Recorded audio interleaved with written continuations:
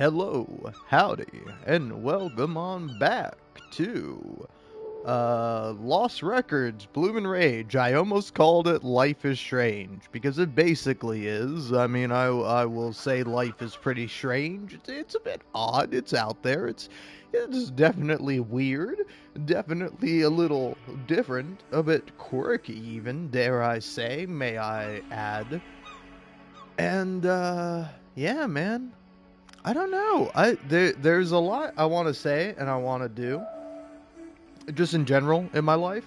But here's gonna be the big difference between this playthrough and the extra large is insane. I get that some people can't see too well, but god damn, that's crazy. All right, we're going small, but interface. Yeah, I don't need a damn reticle, but you know what I do need?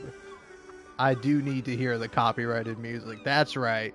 That's right, fuckers. This video is probably going to not be monetized. It's going to be copyright claim, and it may even be blocked in all or some countries. So I hope you're ready for that. I sure as shit am, because I'm really curious, like, what the difference is for, like, somebody playing without the streamer mode, because it's like I like the original songs in this game, like particularly at the very end of the game. The version of "See You in Hell" is really great. Like the final version of "See You in Hell," I think is like really awesome. But like, I'll be honest, I feel like some of the songs that are part of the original soundtrack do kind of boil down to, "This is a sad moment. The teenage girls are having a sad moment. The moment is sad and the lyrics are relevant to the plot." It's like, I don't know, obviously I'm being a bit of a dickhead about it, but it's like it's like, I don't know, man. It's like, "The summer when we were all together was such a great and lovely summer. The summer was fun and gun and ton and sun and so much other things that rhyme with fun." And by the way, I gotta apologize for my awful singing right off the bat. It's probably going to continue, because I'll be honest, the whole kind of big sort of uh, the big sort of impetus for this. I don't know if that's the right word. But like the whole like start of this was, I was listening to Northern Lion sing a parody version of Piano Man, and it was so great, man. I couldn't stop myself from singing along with it. Here, I want to see if I can pull it up, because I do have it. Yeah, here. I don't think I'm gonna play into the microphone. Even if I did, it'd be really hard. But here. Boom, boom, boom, boom, boom. Boom, boom, boom, boom, boom, boom, boom, boom, boom, doom, doom, doom, doom, doom, doom, doom, doom. And it smells like a melody. And the saxophone smells like a beer. And the gin stay late even though it is gray. You gotta get up and get out of here. He's fucking his drink right in front of me. Yeah, I love that bit of, "He starts fucking his drink right in front of me, and the microphone smells like a dick, and the microphone smells like a beer, and it smells like a beer, and it smells like a beer." I don't know why, man, but it's getting me so good.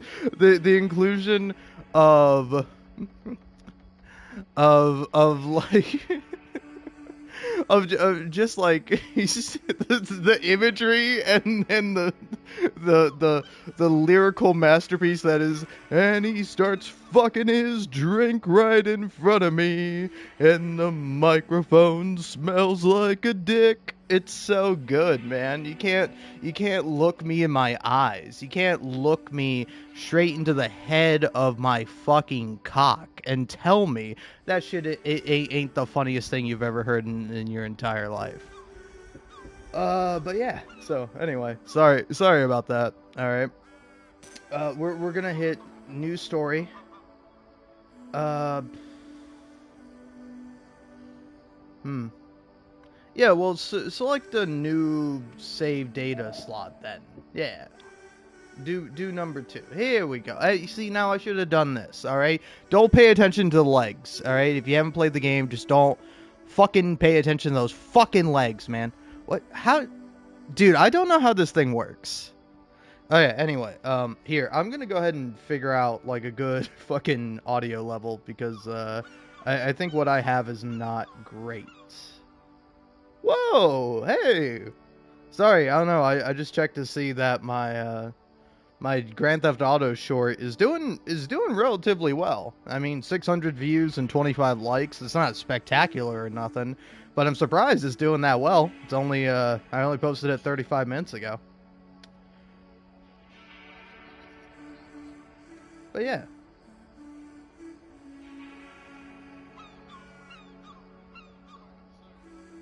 Alright, so here's what I'm gonna do. I'm gonna move this down a notch because I feel like having it as high as I do is not good. But then I have to do this. Or something like it. So, let's see. What's the comparison?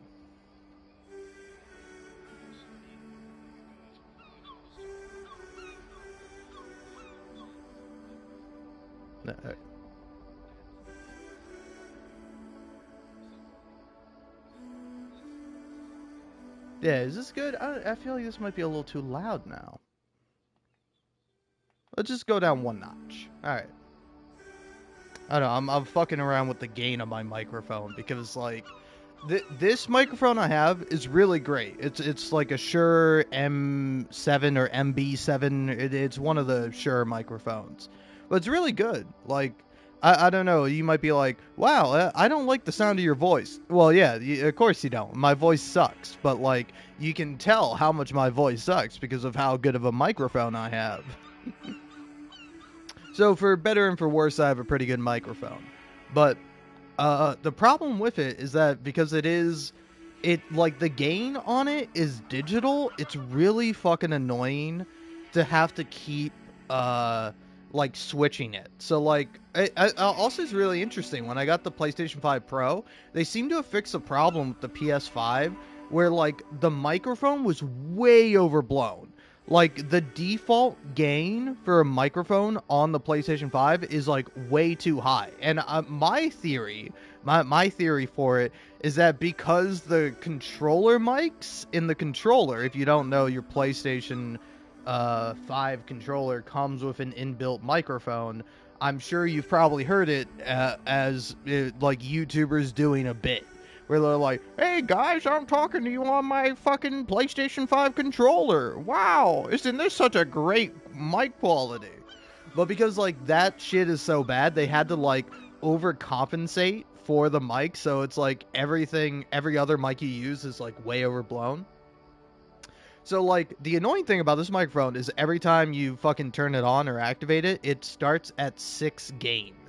And so it's at like 6 gain, and then for the PS5, I would put it down to 4 every time. And I'm like, I don't want to do that anymore. But then sometimes when I'm talking, I see it flash red, where it's like, hey, you're overloading the microphone. But I've now put it on 5, and it is no longer doing that. The nerve to say my idea was shallow. Anyway, I'm gonna be a real bitch to my fucking mom. I hope you're ready to experience this, alright? This is not really a fantasy of mine. I've been mean to my mom in real life. It's not nice, you know? Sometimes my mom isn't nice, but it's like, it's not nice to be not nice to her, you know? So it's gonna hurt me a little bit when I'm gonna be a dick to my mom in this game. Oh yeah, by the way. Sorry, what was that? What do you think, dear? About what do I think? About Carol? I just thought the book would have been better if they gotten married at the end. Hmm. Is that really shallow? I'm just sick of all the negativity, especially at book club. Oh man.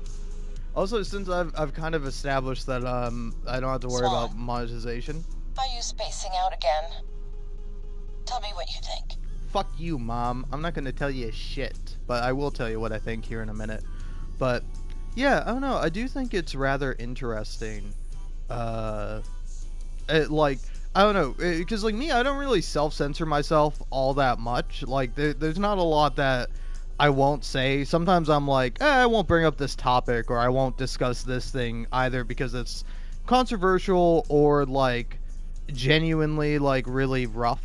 Like say for example, it's like, I don't know, I won't like just randomly out of nowhere bring up like say some of the most horrific tragedies that humans have committed. Like, actually, if you wanna see a blast from the past, you can go watch my first official video on this channel, which is me doing a faux British accent as a character I made up, Rich Platinum, and in it I'm talking about like why can't I be gay in Persona.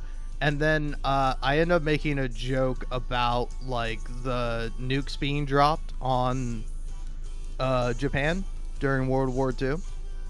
And like part of the joke with Rich Platinum, in spite of the fact that he has like a faux British accent, he's actually American, but I simply speak with a British accent to let you know that I am better than you, more attractive than you, and most importantly of all, I have more money than you could ever imagine, you plebeian poor little fuck.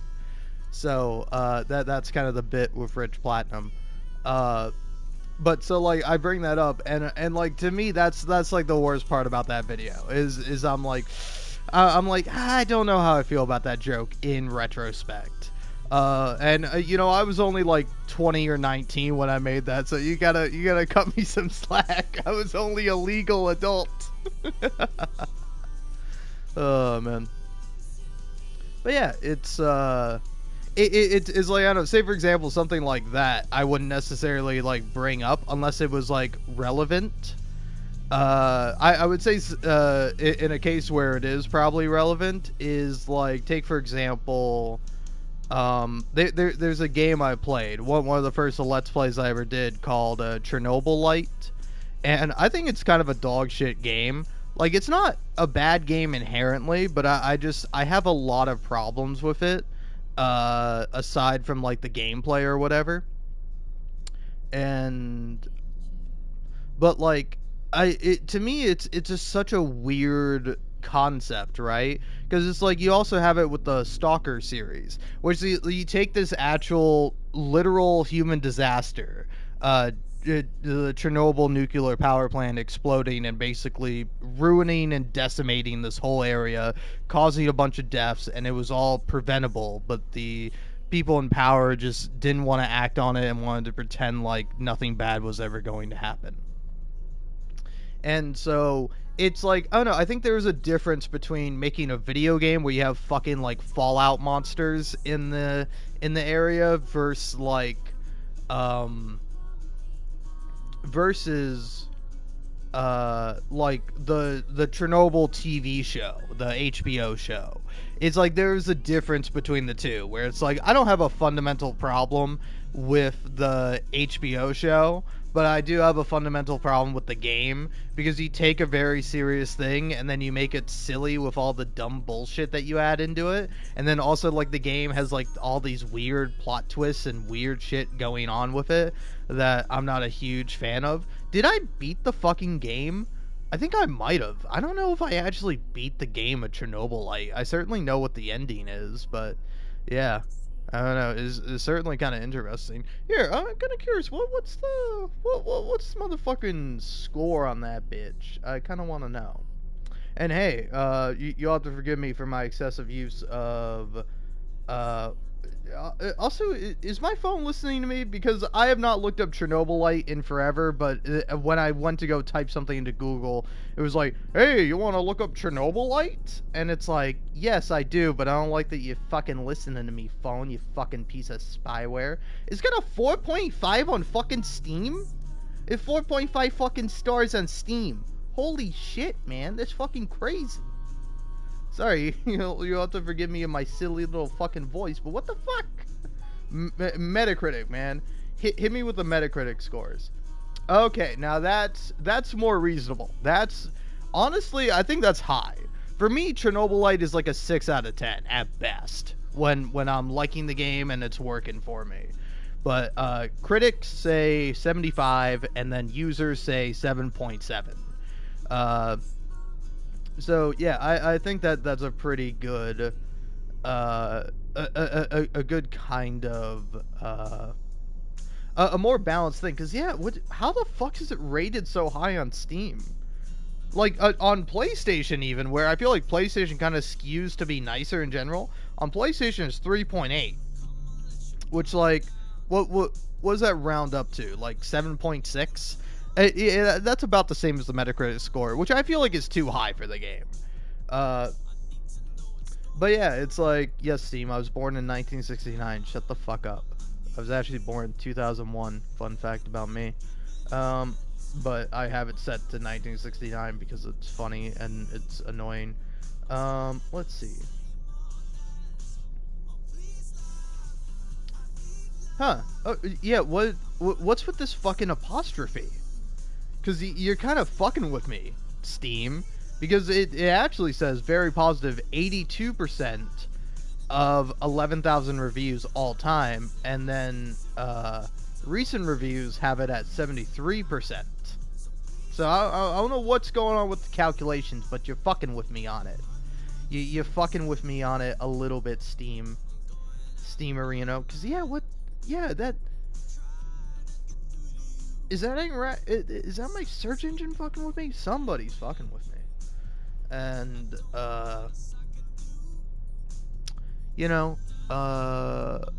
but basically my point is, my problem is it's like, hey, why don't we have a fucking video game about 9/11 where you go around and fight ghosts, huh?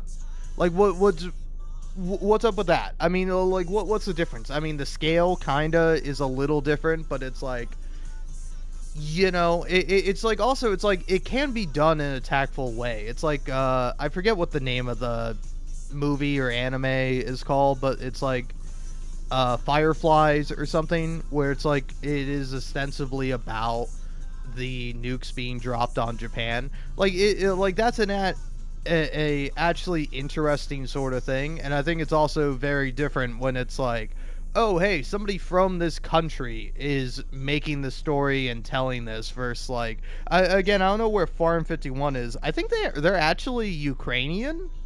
So again, not too far, but it's like, again, I think that's fine. But like, I don't know, I think it is weird when I think it is like different when it's like a person telling a very like personal, specific story that they want to do. About like a national tragedy, versus like, oh, let's make it into a fucking video game and let's have a video game big plot twist be that you're a fucking clone or whatever. Spoilers for Chernobylite, but you're a clone and like the person you think is your wife is technically your mother, so it's like weird and incestuous, and it's like got parallel dimensions, and it has everything in it that I fucking hate in like media. It's got a real life national tragedy turned into a fucking farce.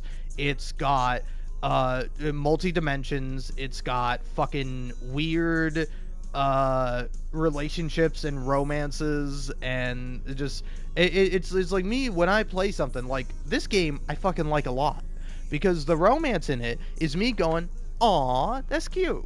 That's what I want when I fucking see a romance, man, I don't mind a little bit of, ooh, that's hot, I don't mind it, but it's like me, I'm looking to go, aw. I'm looking for something that makes me go, aw, that's sweet, or aw, that's nice, aw, that's cute, or rather than like, Ooh, wow, spicy. Oh man, what a sexy relationship. Whoa. That one's really getting my pussy wet. But yeah, it's like, I don't know, I greatly prefer a. I don't know, I prefer a much more cute romance generally, you know? As like, again, it doesn't have to be a specific demographic. Like, I like it if old people are having a cute romance. I like it if middle-aged people are having a cute romance. I like it if teenagers are having a cute romance. You know, that's more it kind of my thing. Or it's like, you know, even like, you know, young adults too, like any age range really, kids, you know, it's like when it's a cute romance, I'm like, oh, I like that. And I don't like when sometimes it's weird or it feels almost exploitative in a way. And it's like, I think it's a bigger discussion to be had about romance and the perception of it and how people sort of perceive it. But I don't know, I do think it is a really rather interesting kind of thing. And, you know, everyone's opinion varies and is quite different. And it's like, I don't know, I'm not judging you if you like your romance hot and heavy or whatever. It's just, it's not really me, you know? Because it's like, say for example, it's like, I don't know, I've read fan fiction, I've read like books that have sex scenes in it. I can't help but always find like sex scenes and stuff like that in books and sometimes media too. But like, particularly in literature, I cannot help but laugh at a fucking sex scene. Like, I'm sure there's someone out there who can really write a mean sex scene, alright? But for me, it's like, it's going to take a lot. I need the best of the best to truly enjoy it. Because it's like, usually I'm like, I don't know. Like, again, I don't want to come across as some Puritan Andy, alright? Don't fucking jump down my throat. Whoa, hey there, pal. What are you, sex negative? No, I'm sex none. Because I don't do it. But no, I would say if anything, I'm sex neutral. Where it's like, if you want to have it, great. If you don't want to have it, great. Like, either way, fantastic. But it's like, I don't know, I find it to be just a weird thing you see a lot in media where it's like, I don't know, I like a nice, cute romance, and I like it to be fun, and I like for there to be problems, but I don't like some problems versus others, you know? Where it's like, I don't, what's that fucking anime? Nana? Or is it called like Banana Fish or something? Or maybe that's a different one I'm thinking of, and Nana is the one I'm thinking of. But it's like, there's like obviously this teased sort of like thing where it's like, oh, this girl loves this other girl or woman, you know? And it's like, uh, they're like clearly into each other a little bit. Like, there's even like one line that's like, if Nana was a girl, then she would be or sorry, if Nana was a boy, she would be the love of my life or something like that. And it's like the rest of the anime, at least from what I've heard, seems like a lot of territory that I'm like, okay, I'm glad somebody can enjoy the story and somebody wrote the story. I don't need to fucking watch it, you know? I'd rather watch something that's more fun. And it's very interesting, because I was thinking about this, because I was watching a video, actually by this guy I subscribed to, because I watched like a bunch of his videos back to back, and they were all really good. Tron, I think his name is? Hold on, I want to see if I can find it. Nope. It, is it not Tron? It's something. It's something TRO, I think. Oh, it's Tron with two N's. The @ is specifically Tron9672. And, I don't know, I watched this video, about, the man crush when men objectify men. Then I watched female characters hated for no reason, and then I think, oh yeah, no, and then I've also seen his video. I didn't watch this today, but I'm looking through the videos and I'm like, I feel like I've seen this guy before. I've seen at least one other video of his. and it's his video titled "Cheating Storylines Are Lazy." I remember really liking that, but I got like halfway through it. Uh, but yeah, no, it's great channel. But why the fuck did I bring it up? It's because I was thinking about. Oh yeah, he was talking about like the three characters he focuses on in the little like video essay or whatever you want to call it. Uh, is Trisha or Trina? Sorry, Trina from Victorious. If you know that show, the Disney Channel. It no, sorry, Nickelodeon. The Nickelodeon show made by that pervert piece of shit. Then Meg from Family Guy, and I think those are both great examples. And then also Dee from It's Always Sunny in Philadelphia. And I'm like, I think it's interesting because it's like, I think, I don't know, maybe this is my perception as someone who watches It's Always Sunny in Philadelphia and really likes it, but it's like Dee is like a parody of the trope. Like Trina and Meg are both examples of the trope, while it's like Dee is like the trope, but then also like a joke on the trope and like a bit of a twist, where it's like, I don't know, I think her inclusion is fine in the video, but I think it is also a little interesting that he does touch on it a little bit, but then it kind of then goes on to talk about it as if like the show is doing it sincerely almost, where it's like it's like Dee is like the butt of the jokes in the show, or like a lot of the butt of the jokes in the show, but it's because like all the characters are awful, and it's like It's Always Sunny in Philadelphia is a parody of sitcoms. It's like, oh, what if sitcoms were like actually about legitimately the worst people, and like rather than like fucked up shit being played for laughs, like the fucked up shit is the humor. Like that the characters are so messed up and weird. Like I personally find it really funny when they take like a standard kind of sitcom trope and then like do it in reality and do it like very grungy and gritty and dirty and like just you gotta like sit there with the awfulness of it. Like I think that's kind of the charm of It's Always Sunny in Philadelphia. But I totally get it if somebody watches it and doesn't really like it. I would say you could even just like skip the first season. Like, the first season is there. It's alright if you want to watch it. There are a lot of slurs throughout it.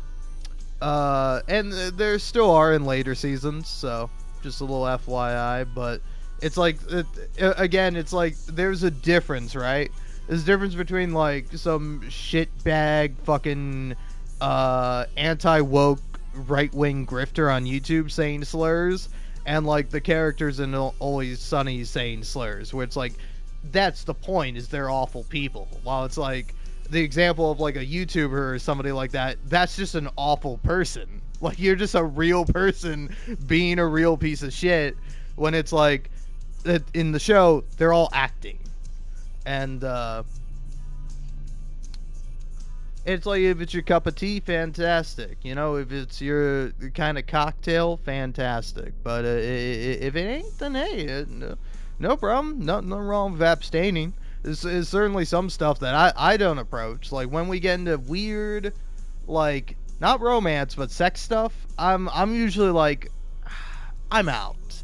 Like, I think there can be stuff in the show or a movie or something where it involves that or discusses it or has it as like a plot point, and I'm like, I can handle it. But it's like, it was like, oh hey, watch this show. It's all about this fucked up thing that happens to this person, and I'm like, I'd rather just watch like a comedy. I'd rather just like listen to Northern Lions sing fucking song parodies, like him singing fucking Sufjan Stevens. Oh man. But yeah, like to each their own. I'm not particularly judging you for it, unless I am, and if so, fuck you. I've judged you. Eat shit. Oh man. Ugh. But yeah, about half an hour in, I'll actually make the first dialogue fucking choice. Uh, but yeah. Here, I'll save because I got like a question for you specifically about slurs that you will hear in this game. This game does have specifically, derogatory slurs for lesbians in it. Just a little FYI. But it is also like a lesbian game, you know?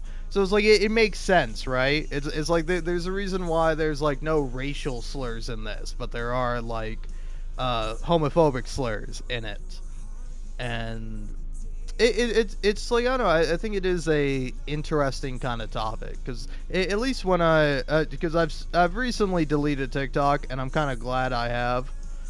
Not that TikTok's inherently terrible or awful, but it's like the problem with it is that it's good.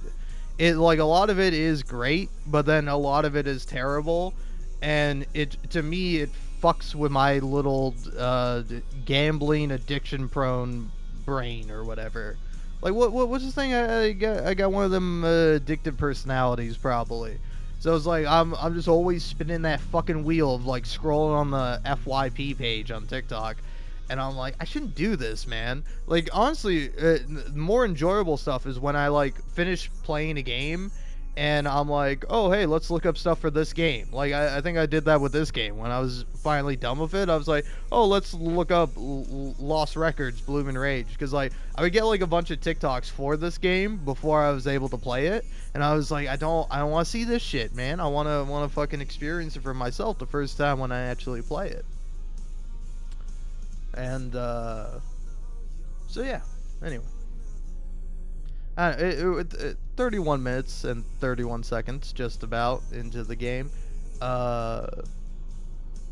All right. Well, she's kind of right.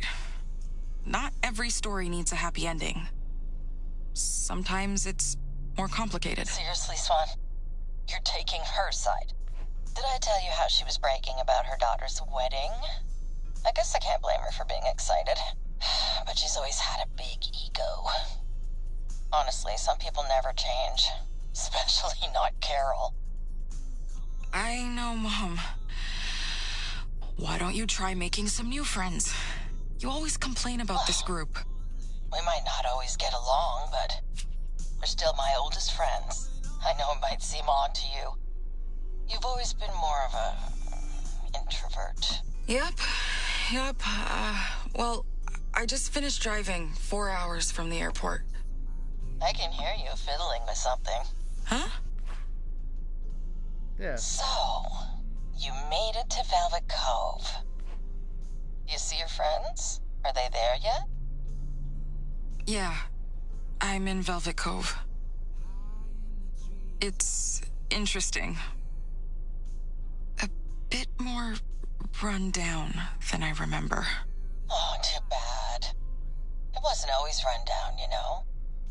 Not when your father was young. Mm-hmm.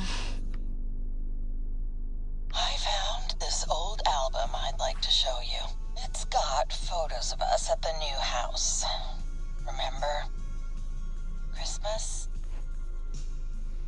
You know, that was the last holiday before everything went sideways. Guilt trip incoming. Swan, don't say that. I've been meaning to ask you, when do you plan on coming to see me? I know you don't like coming to socialize, but it's been 2 years, and it hasn't been easy for me, with the pandemic and all. Lockdowns, you not being able to travel, not coming to visit me. Aww. I know you're busy, but just wish you'd make some time. Why don't you come and visit me? You never leave Vancouver. You're being selfish. I'm old, and you know it's hard to get to your little town. Is it? So, what's going on in Michigan? It's your first trip since the pandemic started. And it's to Velvet Cove. Of all places. You haven't spoken to these friends you're meeting since what, high school? I don't know. We made a promise.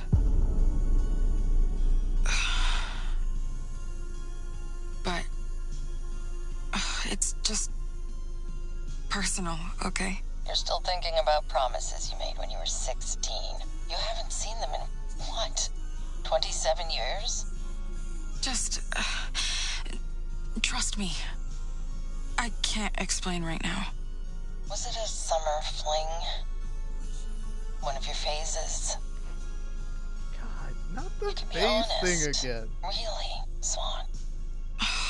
Not with the face thing again. It's always like this with you. You've always kept me in the dark. Mom. Back then, you'd rather converse with that cat than with us. What did you call him? Oh, Pudding. Fluffy. Gloom. Snowy. His name was Snowy, Mom. Oh. I would say it's hard not to pick Shadow, considering I had a black cat I'm sure I named have some Shadow pictures of him around when I here was younger. somewhere. Oh, was he I'll show still you alive when you when I was visit. 16? Mm-hmm. You're coming Maybe. for Christmas, right? Now that you're No, traveling that might have again? been around the time he died. You know what, old lady? No. I'm not sure if I'll be able to visit for Christmas. But The reception I'll is think about it. terrible. This is so frustrating. What did you say? I said I'm not sure about Christmas. Can we talk about this later? The whole family will be there. Do you really want to be the odd one out again, dear? Your cousins will be there. Emily's bringing the new baby. Oh, what's her name again? The baby? His name is Liam. Didn't you get Emily's card? Yeah. I don't like think that. I did. Fun fact, my Really, name's Liam. Swan? My sister's Why name can't is you Emily. ever remember this sort of thing? I know Sorry. you like to do your own thing, but this is the first chance we've had to get everyone together. So, you'll really come to Christmas? Mom. I don't want you canceling again at the last minute. So tell me for certain. I have plans already. Mom, I have plans already. With who? Your new cat? Cats, plural? Please. Well, are all your friends there yet? Not sure. I should head in now, though. Just... I hope it goes all right with these girls. You never know. They might not be what you expect. Bye, Mom. I hope you'll be in a better mood after all this. Take care, Swan. Bye. Well, that was exhausting.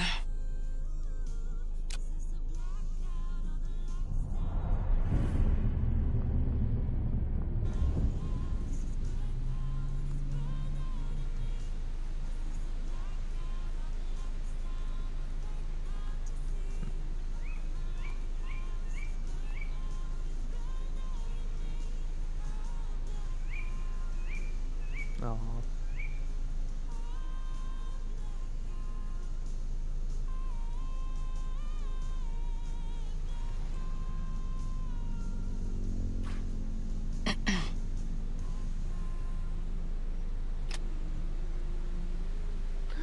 Bird.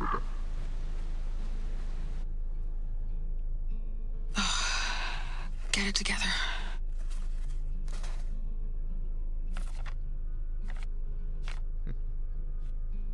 Ah.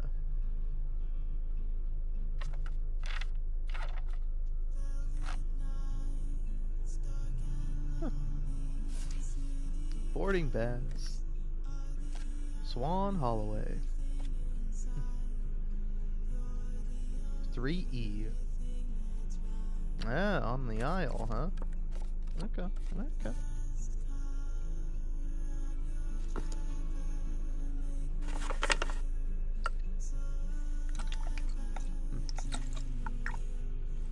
you, yeah, did you buy this here in America? Where'd you buy that? The Fried Hut, fried to perfection.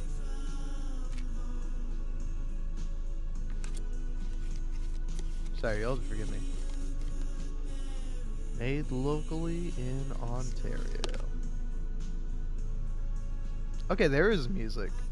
I was wondering if there was like no music coming through the radio.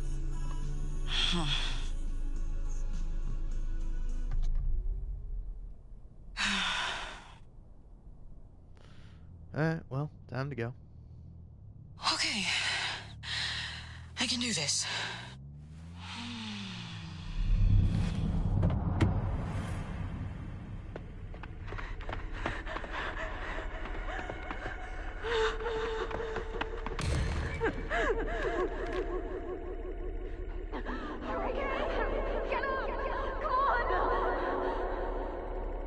Oh.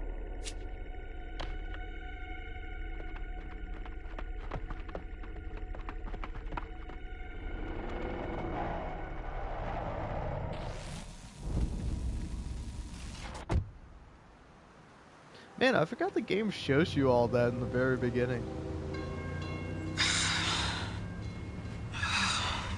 Velvet Cove.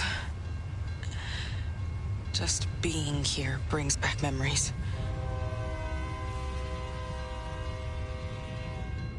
Huh. That's Amber, by the way.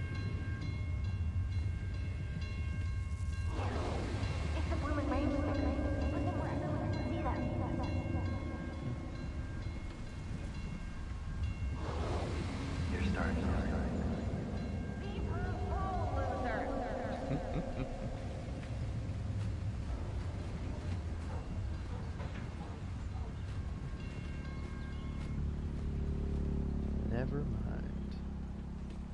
Ah, nice. Prius.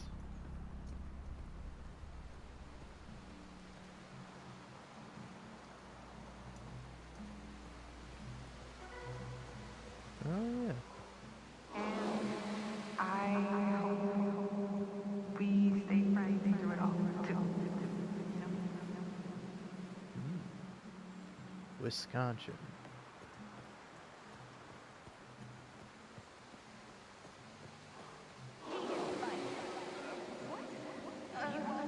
I will. Huh. I didn't get that scene. I don't remember Swan and Cat fucking... Are you drunk? No, I'm just crazy.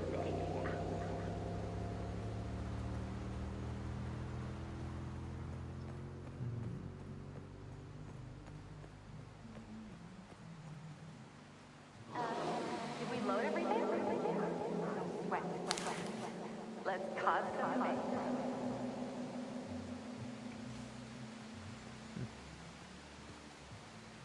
Free love. Nothing is free.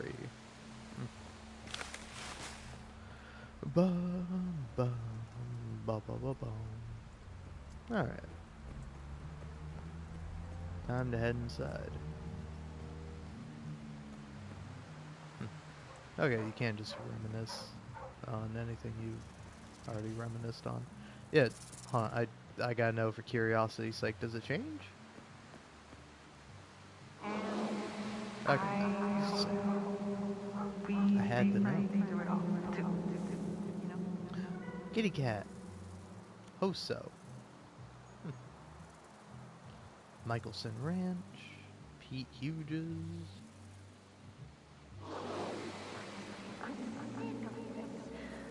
Let's just go to LA.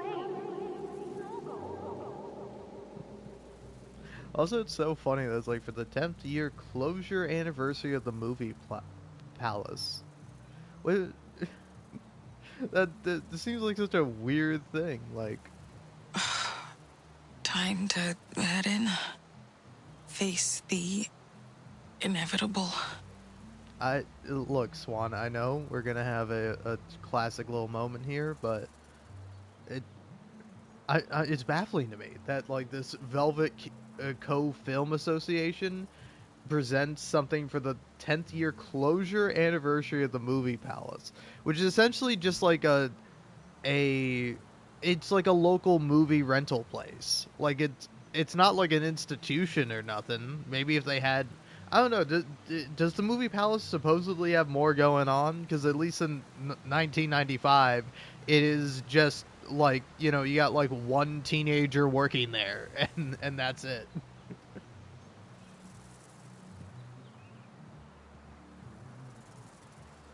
Pale ale premium. All right. Okay. This is it. No going back. Yeah. Now, who's the one hesitating? I can't help right now, Mom! I gotta go! It's summer break, you know? It's raining. Who cares? Can't you pack a few boxes till it stops? It's gonna be muddy out on the trails. Mud, it's fine. And I gotta go to the movie palace. My rental's due. Fine. Don't forget Dad's party tonight. I know. You better shower when you get back. I'm closing my door.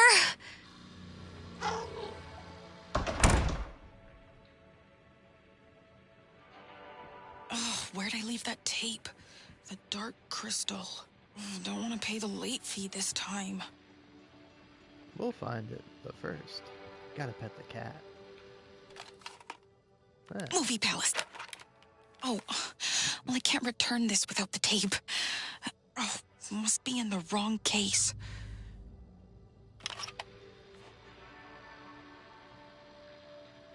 Are you dreading the move, buddy? I hope there's a good movie theater at least in Vancouver. You're so cute, buddy. Yes, you. Did you know I love you? Mm-hmm. Yes, I do.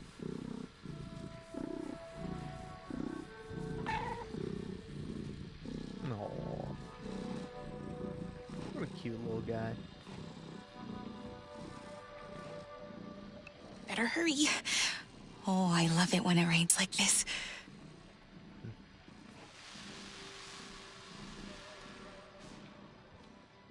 I know. I will say it's very funny that she's like, I wonder if there's a good movie place in Vancouver, and it's like, Vancouver, like one of the major cities in Canada. Are they gonna have a good movie spot? But I don't know. It's like I also don't know shit about Vancouver. I know that Northern Lion lives there, so it's got to be kind of nice, right? I will say though, I think I have been to Ontario. And how do people feel about Ontario? Because I don't live there. I don't live in a city. So most cities I go to have an automatic debuff where I'm like, fucking hate it here. This place sucks. And it's like, it's not the city's fault. Just all cities are like that. All cities are like inherently shitty and terrible and smell like piss. You know? And I get it. If you like the smell of piss, you're probably real into cities. I don't mean that as an insult. I really am some fucking, you know, piece of shit, fucking isolated fuck. So, don't mind little old me. Oh, man. Crumpled up paper. What's this? It was stupid to try. Aw, it wasn't stupid to try.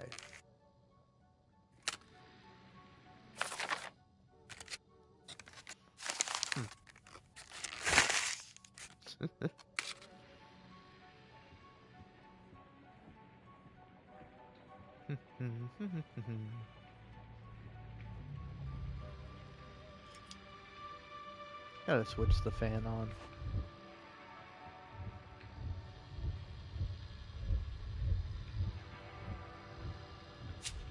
Thanks, Mom. Okay, now, dark crystal. Where'd you hide it, Fluff Butt? Yeah, what you do with a movie, cat? collector's edition.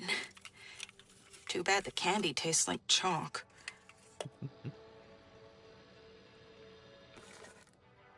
The people who say they can see these things must be totally lying. How do you even go cross-eyed?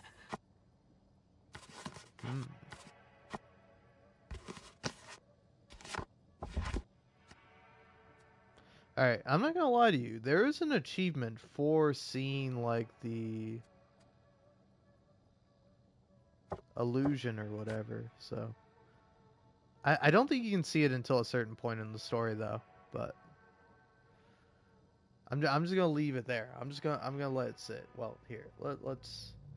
As a full book in view...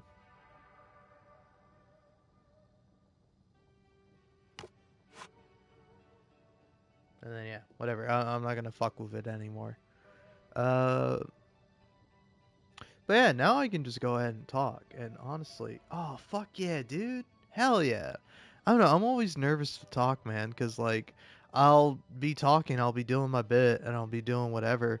And then I'll see, like, my viewer count bump up to, like, 5. Like, just 5 whole fucking people watching me. And I'm like, oh shit, now I can't talk about all the weird stuff I want to talk about, man. Because, like, for example, this game was kind of making me think of it. But it's like, what's your opinion or what's your take on this idea I have in my head?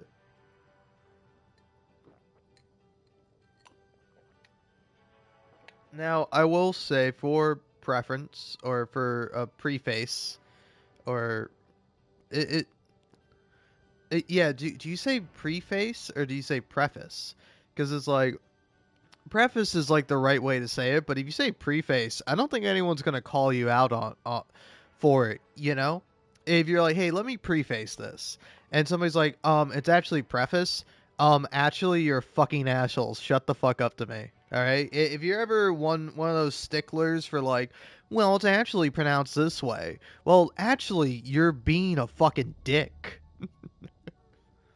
And I don't want to get into it, but it's actually kind of fucking bigoted for you to be like that. So think about that, huh? Pussy? Fuck you. Alright. Can't see nothing, man.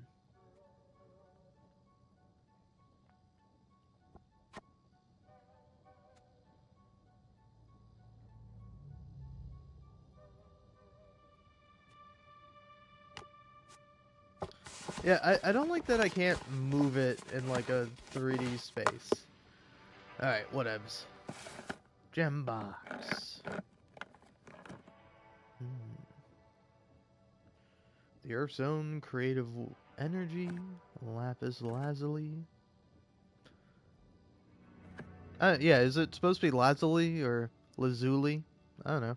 Say it however the fuck you want. Who cares? It's all made up. Pills. Pillsy. Fucking ibuprofen. I'm kind of an Advil sort of fellow. Like I know that ibuprofen is like the generic version of Advil, but it's like all my life I've taken Advils, man. I'm a Advil sort of girly. So it's like I don't know.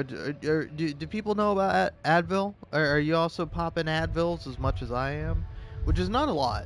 I used to pop them a lot more when I was younger. And I'm saying pop in a fun way. No, I actually suffer from headaches and migraines, so I'd often take them for that. Until eventually I got Excedrin, which is like specifically for migraines, and that works a lot better. But it's like sometimes when you have just a minor headache, I'm like, I'm gonna fucking take like 2 Advil when I'm fucking feeling like shit. Which is like kind of funny, is that I'll take Advil and stuff like that for like headaches, but I usually won't take it for like physical pain. Like if I am in physical pain, usually I'm just like, I just kind of tank it. I tank like the physical fucking damage, but it's like the mental damage. I'm like, no, fuck you. I need drugs to make this better. Oh man. But yeah, funny little thing about me.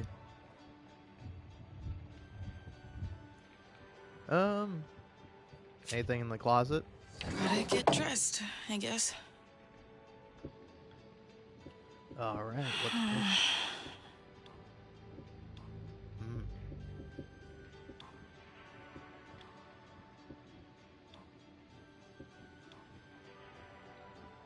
Yeah. Going for this. How do I look, Snowy? Bad? Just kidding. Sorry. That cat does not give a fuck. Okay, where'd I hide that rental? Seriously. Oh man. It is fun talking to cats. I feel like I'm probably like meaner to like my animals in general, but it's like I'm only mean to them because they don't understand the words that I say. You know, it's like when my cat is sitting on the counter, meowing her fucking head off because she literally has already gotten treats, but she's like, "Hey, you're a different person than whoever gave me treats. I can get more treats from you." And I'm like, "I'm not gonna let you fucking trick me, cat. You can't trick me. You're voracious, greedy little glutton." And it's like, I would feel fucked up if I said that to a person in real life, unless we were particularly close and cool and comfortable enough to talk blatant shit to each other like that. To say true, factual things. but but yeah, but it's like my cat doesn't know. She doesn't understand. So I can just say whatever to my cat, like, and just be like, "Fuck you, cat, you suck," and she doesn't know. She don't know. She hears the same gibberish as, "I love you, Mackie. You're my favorite cat in the whole wide world. Yes, you are." Because it's like she is. I do love that cat, but also that cat is fucking annoying sometimes. uh, these are fun looking guys.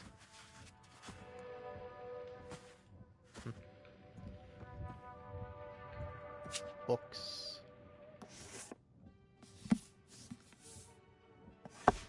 Ba, ba, ba, ba, ba, ba. You can pause to read if you want. I've already read this on my first playthrough. Probably. I probably didn't read everything, but I don't know. How many times are you supposed to read?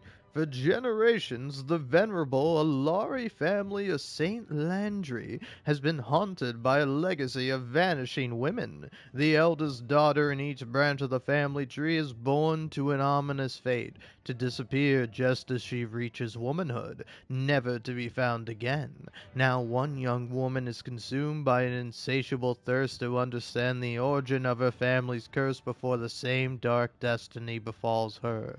Heloise Alari is driven to uncover the truth behind the enigma that has shrouded her bloodline for centuries. Amidst the sweltering bayous and whispering willows of Nightingale Isle, Heloise discovers a clue that could unravel an entire dynasty.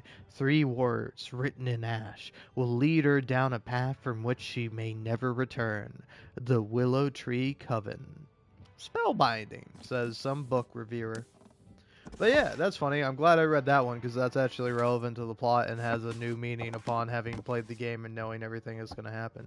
Stories include the haunted South Haven Lighthouse, the Singing Sands of Bet Gree, the Flying Dutchman of the Great Lakes, the legend of the Torch Lake Monster, tracking the sightings of the 7-foot Dog Man, and many more. Wow. Gotta look out for fucking Dog Man. Yeah, is that everything? All the books? School notes. Studying Monet, a review of his Nymphosis, 3 decades of water lilies. The pictures in the textbook are beautiful, but in reality, the paintings are the size of an entire room. Hard to imagine. He should have painted more frogs. Aw. It's a racing snail. That's cute. Alright. Hey, that stopped. I thought that was never supposed to stop. I thought you got that thing going and it stayed going forever. Is that not real? Is that like a bit I made up in my head? The dark crystal. Bingo. Wish I didn't have to return it today. But I do. So I better get packed. Fun. If only the dark crystal world was real. I'd love to live there, Fluff, but...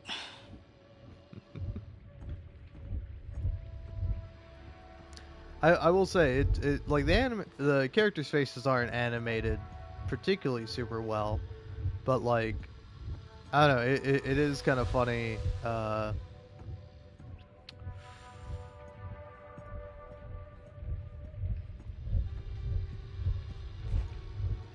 Yeah, it's funny coming from this game when Claire Obscure, which I think actually does like the casual walking around the world dialogue thing better than I would say its main competition, at least in my mind, Baldur's Gate 3. Whereas like Baldur's Gate 3, I'll be honest, the fucking like walking around dialogue sucks because it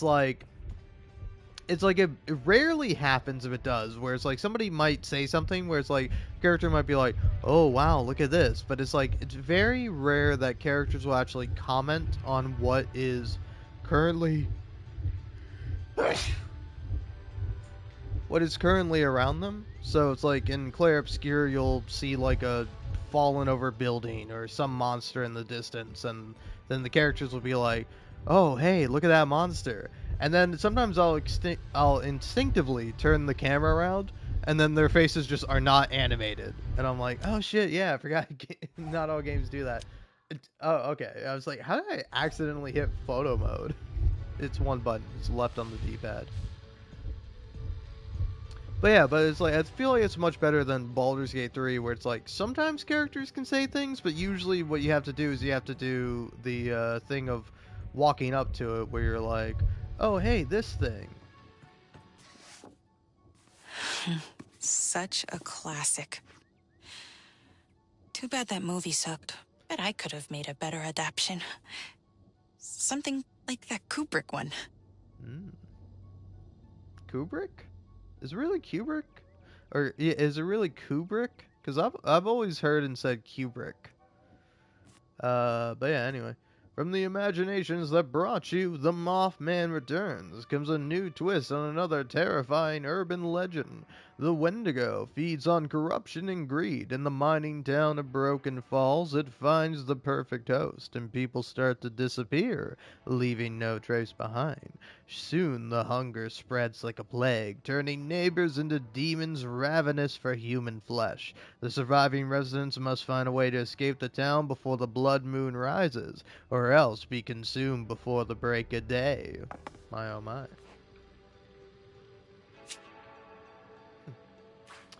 But yeah, anyway, my specific point is that it's like, yeah, also is it 10 a.m.? I think it's 10 a.m.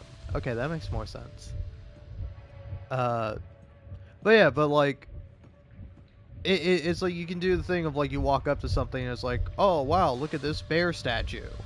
And it's like that's fine, but it's like I don't know, it's way more fun when you're like exploring around the environment and you hear the characters go, oh hey, you see that bear statue over there? Yeah, I think it's like I don't know, it's kind of creepy. Oh really? I think it's really cool. You know, where it's like you have like a character moment or is something where it's like it doesn't even have to be a big thing, but it's like, oh wow, it's nice. Like the characters feel like they're in the world. Whereas like in Baldur's Gate 3, at least for me in my experience, like you do quite literally what I'm doing now, where I'm ranting and raving, so I'm just like walking back and forth. You do that, and like you will have run through all the dialogue that all the companions will have as you're walking around, because like they'll just do it. Whereas it's like, oh, you got Gale, Karlach, and Shadowheart in your party. It'll be like, so Will with a Y. Yes, that's correct. Or yeah. Yes. So Will with a Y. Or yeah. I don't know, I forget how the dialogue goes, but essentially the joke is that Will's name is spelled Wyll, and then the joke is that Cheddar's like, uh, Will, why? Yes, with a Y, that's correct. No, I mean, why? Oh, well, I don't know. Just, I guess my father was feeling creative or something. I don't know. I forget what he says. But it's like, it's a cute little bit of dialogue, but it's like meaningless. It can happen at any time. And then it's just like rapid fire. Just like, hey, Karlak, what do you think about this thing? Oh, well, I think that thing's pretty cool. Oh, that's great, Karlak. All right, cool. End of conversation. And it's like, it'll just like every fucking like minute run through a new character dialogue option, which I'm sure is pretty nice if you're just like, hey, I want to hear all the character conversations between each other.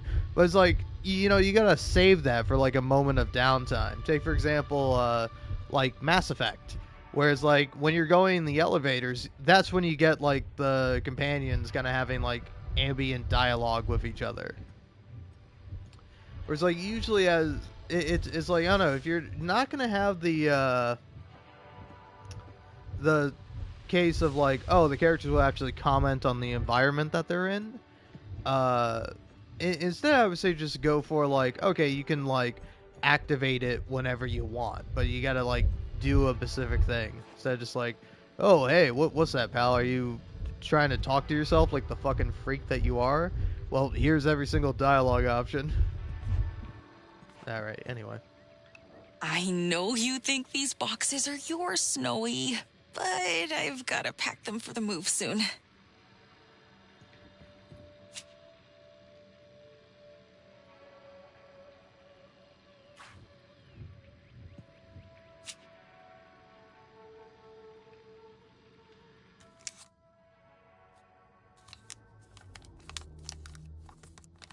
Swan the Teenage Witch. Salem Visit 94. Such a fun gal. Aw.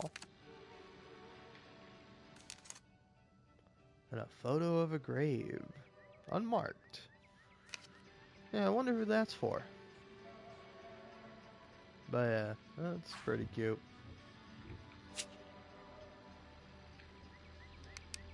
Yeah, there we go. Morning, Twiglet. Get fucking stick bugged, bro. Active as usual this morning, I see. Those blackberry leaves from yesterday are gone. You've been busy. Aw.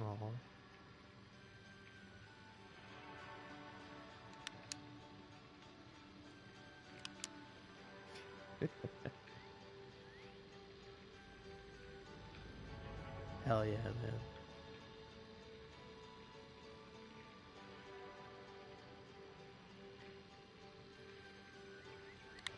Great stuff.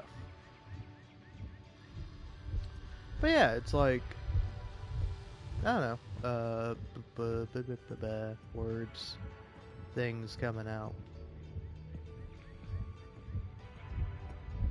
I don't know, I like it when dialogue is like much more naturalistic in games, and I feel like it's pretty good in this game. I mean, there's definitely some aspects of the writing that I could critique, or that I'm just not a particularly big fan of. But like, I think for the most part, it's pretty well. It's pretty well done. But it's like, say for example, it's much different when you're talking about like the dialogue in this game versus like the dialogue in something like I don't know, Hotline Miami, Inscription, where it's like those are all like text based, and it's different because it's like a controlled environment, much more so. And it's like, I don't know, I think it's interesting the different approaches like games can take, and that it's like, say for example, I would say the best game for like dialogue and like naturalistic storytelling is Red Dead Redemption 2. Like nothing comes close to how good Red Dead Redemption 2 is. It's like, because I've played Red Dead Redemption 2, Baldur's Gate 3 is so much worse. You know? Where it's like Baldur's Gate 3 is good, but it's like, fuck man, I miss having a real camp. I miss like the characters like actually embodying the world, where it's like you have to go to a specific new camp when you go to a new area, and like people have daily routines where it's like they have night clothes they sleep in, and then as they're waking up, they might still be wearing it. They might grab a cup of coffee, and then next time you see them, they're all dressed up and they're ready to go do a chore like washing dishes or chopping up wood or like guarding the camp. Like it's so dynamic, and then as you're going around, you can see conversations and scenes play out between characters. Here's like Micah Bell like kind of being a dick to Reverend Swanson and telling him God is dead, Reverend, haven't you heard? And just being like a scummy villain. And then there's like uh, another moment in the beginning of the game where it's like Abigail's comforting Sadie, and it's like, oh, it's a really sweet moment. Or you'll stumble across Karen and Mary Beth talking about women's suffrage, and it's like if you are next to them as they're talking, once they've kind of finished their conversation about it, where Karen is much more pessimistic, where she's like, it'll never change for women. We'll always be seen as servants and working girls and something to fuck. And, if we even get voting rights, who are we going to vote for? Like a man who doesn't care about us? And then Mary Beth is like, no, I think things are changing for women. Like, it's going to... it's going to get better, and things are going to improve. It's like, it's a very poignant conversation between these two, considering both of their fates within the story. And if Arthur is like next to them, they'll be like, hey Arthur, what do you think? And Arthur's like, oh, well, I don't know, I don't much care for voting myself, but that I would say that, it's like I don't know. I forget what exactly he says, but it's a good fucking conversation. Hence by the fact that I can remember more of it, even though I can't remember all of it. But that's just my poor memory,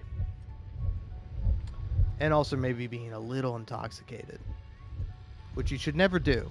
Actually, don't do it. Like, I'm not fucking around with you. It's like, oh, it's fun to get drunk. No, it's not. It's life ruining. It sucks shit. Don't do it.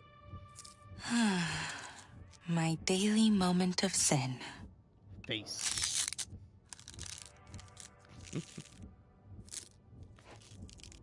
Rude shape.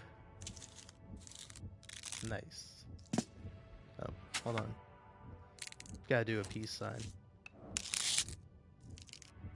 There we go. But yeah. What was my overall point? Oh yeah, it's like in Red Dead Redemption 2, it's just so fucking good. It's like, it's so much like work and detail and so much going into it just to have a scene that like probably at least half of the people playing the game will fucking miss. Where they just won't realize, like, oh, if you hang out in camp at this time after this mission, then you can see this scene between these two characters. They might just be like, oh, okay, that mission was fun, let me go do this next mission, and then you'll just never see that scene play out, and it's like quite sad. That's why it's like, I know, pretty good. That's like, oh, here's like all the hidden camp scenes in the game. But yeah, it's like, I don't know, when you play that, like, nothing really compares. Like, Baldur's Gate 3 just feels so fucking stilted, where it's like, hello, I'm a character on one side, my arms are crossed, and I'm talking to you. Okay, I'm a character standing on the opposite side of you, and I'm facing you, and my arms are at my sides, and now we're going to keep this same position for pretty much the majority of this conversation. It's like, the characters do animate, they do have stuff going on, but it's like, it's so much different, like, when you have just like two kind of general animations that you reuse for appropriate times, versus like, oh hey, here are two actors standing across from each other doing a scene together, where it's like, it's like the movements are kind of set in stone, where it's like you can't really like deviate from it, I mean, I'm sure you can to a certain extent, but it's like, if in the scene, like, one character puts their hand on another character's shoulder, that's in the fucking game. Like, you're not really gonna be able to like cut that out. So it's like, I don't know. I like it a lot because you get to see actors do more acting. Moth Girl. Morning, Moth Girl. All right. And then I figure while I'm here and just like generally talking a lot, oh yeah, Goblin Corner. Oh, I can tell you were playing with my stuff again, Fluffbutt. Binder. Plants are so much cooler than people. Right, Fluffbutt? Pretty sure I was born the wrong species. Oh hell yeah.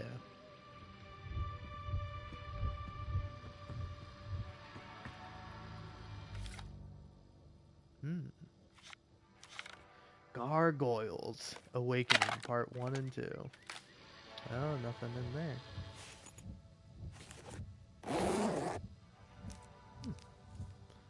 Little buttons. Aw.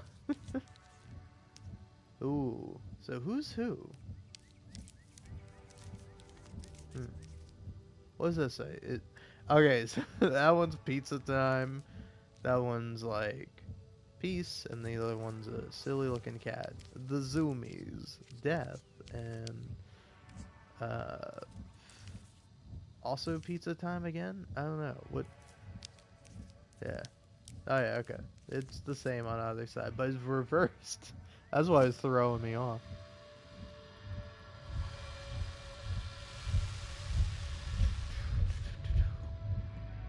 But yeah, it's like, I don't know, it's fun. I like talking about things and going on long rants, even if they don't have much of a point. So, I will say, quick question. As somebody who's not, like, specifically queer, I was thinking about this. Oh yeah, I was thinking about this in terms of this game. Did I ever bring it up? I feel like I did. But it's like, I have a question. Do you think a gay guy is allowed, or would it be acceptable if they were to say the D slur, you know? And then, if so, think about your answer for that. If you're like, yes, no, and here's why. Then, on the flip side, do you think a gay gal is able to say the F slur, you know? Because, like, I would almost say yes, most assuredly to the first one, but then, or to a lady saying the F word, but we're not talking about fuck here. Versus like a gay guy saying the D word, and again, we're not talking about dick here, you know. Though I suspect some of you wish you were, perhaps the gay guy. But hey, I don't know. I don't know nothing. Oh man, the modern day parlance of it is that one friend is too woke, but that's too boring, basic, generic, and also incorrect for what my bit is. But like a guy who's like way too nervous about offending someone. All right, listen. I know that gamers, they they participate, they play games. Gamers, they play games. Where it's like, huh? What's a I don't know. What's a furry? There's someone that likes animals, but not like regular animal. They like anthropomorphic animals, but then they might also like regular animals too. You know, in the normal way you like regular animals, or yeah. But then it's like they also like dressing up as the anthropomorphic animals sometimes, but sometimes it's more or less than that. And is a cat girl a furry? Dude, I'm such a bitch. I was looking at that and I was like, is that an Xbox? Do you see how I could see that that's like an Xbox, the fucking original white Xbox? I didn't have one of those. I got the Xbox 360 Elite. I don't know if it was really. I gotta assume it was probably better than the regular Xbox, but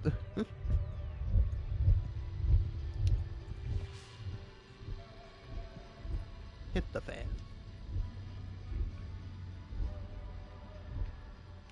Wonder Watch. Anyway, here's Wonder Watch.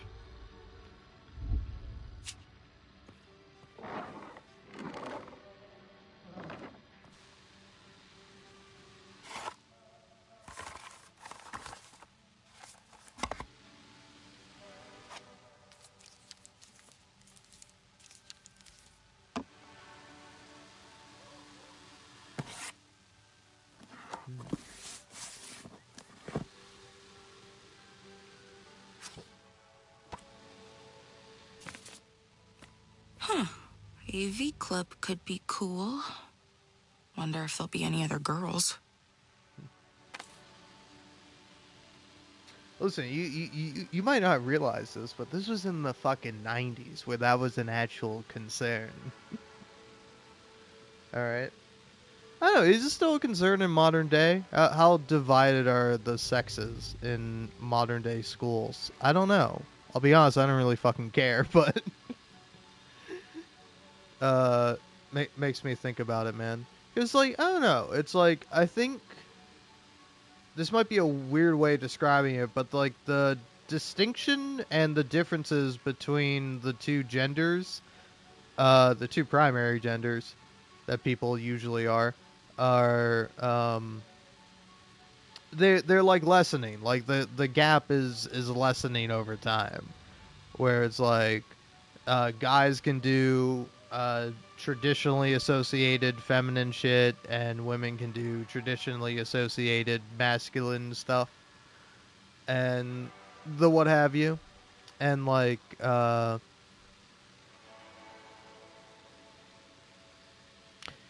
I don't know. I feel like that's always like a general improvement. Oh yeah, postcard back has this. Dear Swan, I want to see your new We haven't house. even moved yet, and I already feel like I might die of embarrassment. The pond sounds cool, though. The backyard goes straight to a pond and is mama. Oh, and I saw a mama duck and her ducklings there yesterday. Oh, and the family uh, next door seems very nice. They have a son about your age. I told him all about my favorite niece. Oh, oh man.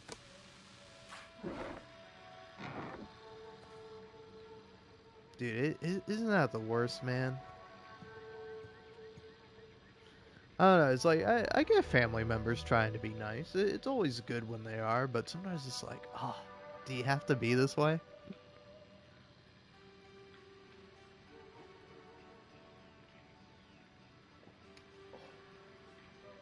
Pretty good, man.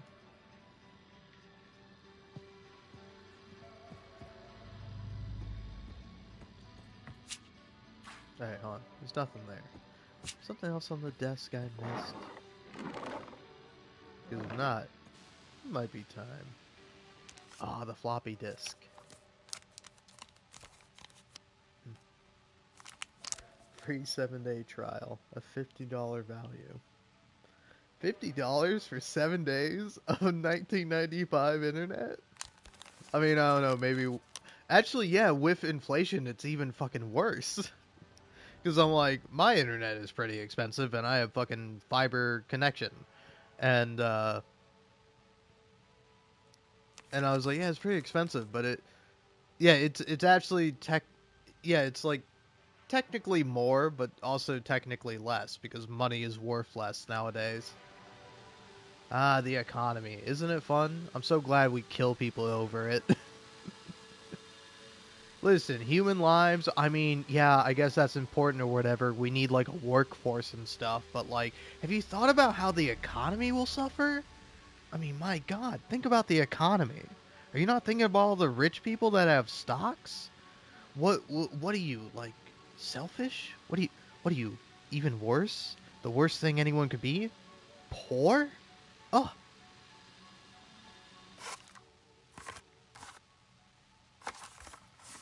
but yeah, I don't, does my sarcasm read? I feel like my sarcasm reads, but then sometimes I feel like people don't always pick up on my sarcasm. I don't know. It's rare. To be fair, I feel like I'm pretty good asshole about. No, he's fucking dead. Oh, new guy. That hope Time to he's the guy. feast.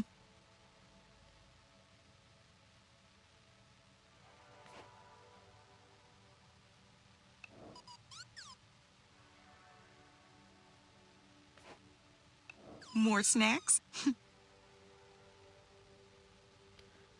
Did did this thing really used to be appealing to people? Because I mean, I get it, but at the same time, it's like I don't know where's the gameplay? Like where's the fun factor? Should we get out your toy? Honestly, I was kind of thinking about this as there's like a little fucking Reddit comic that is like it basically the way that it goes is guy says something. Oh, what's this? Prom style. Nice try, Mom. I'll never go to a dance. Like, what would be the point? Aw. She's so real for that though. I didn't go to any of my dances past like fucking the middle school one. But again, you have to realize about me, I'm a friendless, antisocial loser who doesn't like dancing. Like, I guess maybe dancing's fun in your own time, in your own private domicile, in which you will not be harassed or whatever. But it's like going out to a place specifically for dancing. Fuck no, man. I don't want to do that.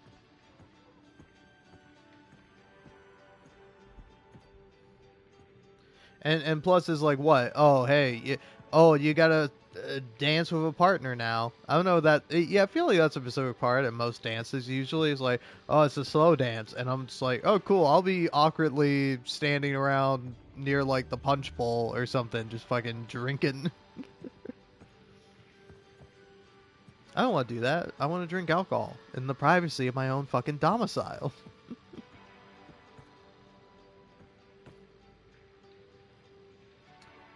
I know, game. I'll pack the stuff in a minute. Here. Okay. Last thing we do before before I leave to go use the restroom. Whoa. Remember this one, Fuzzbutt? My first home video.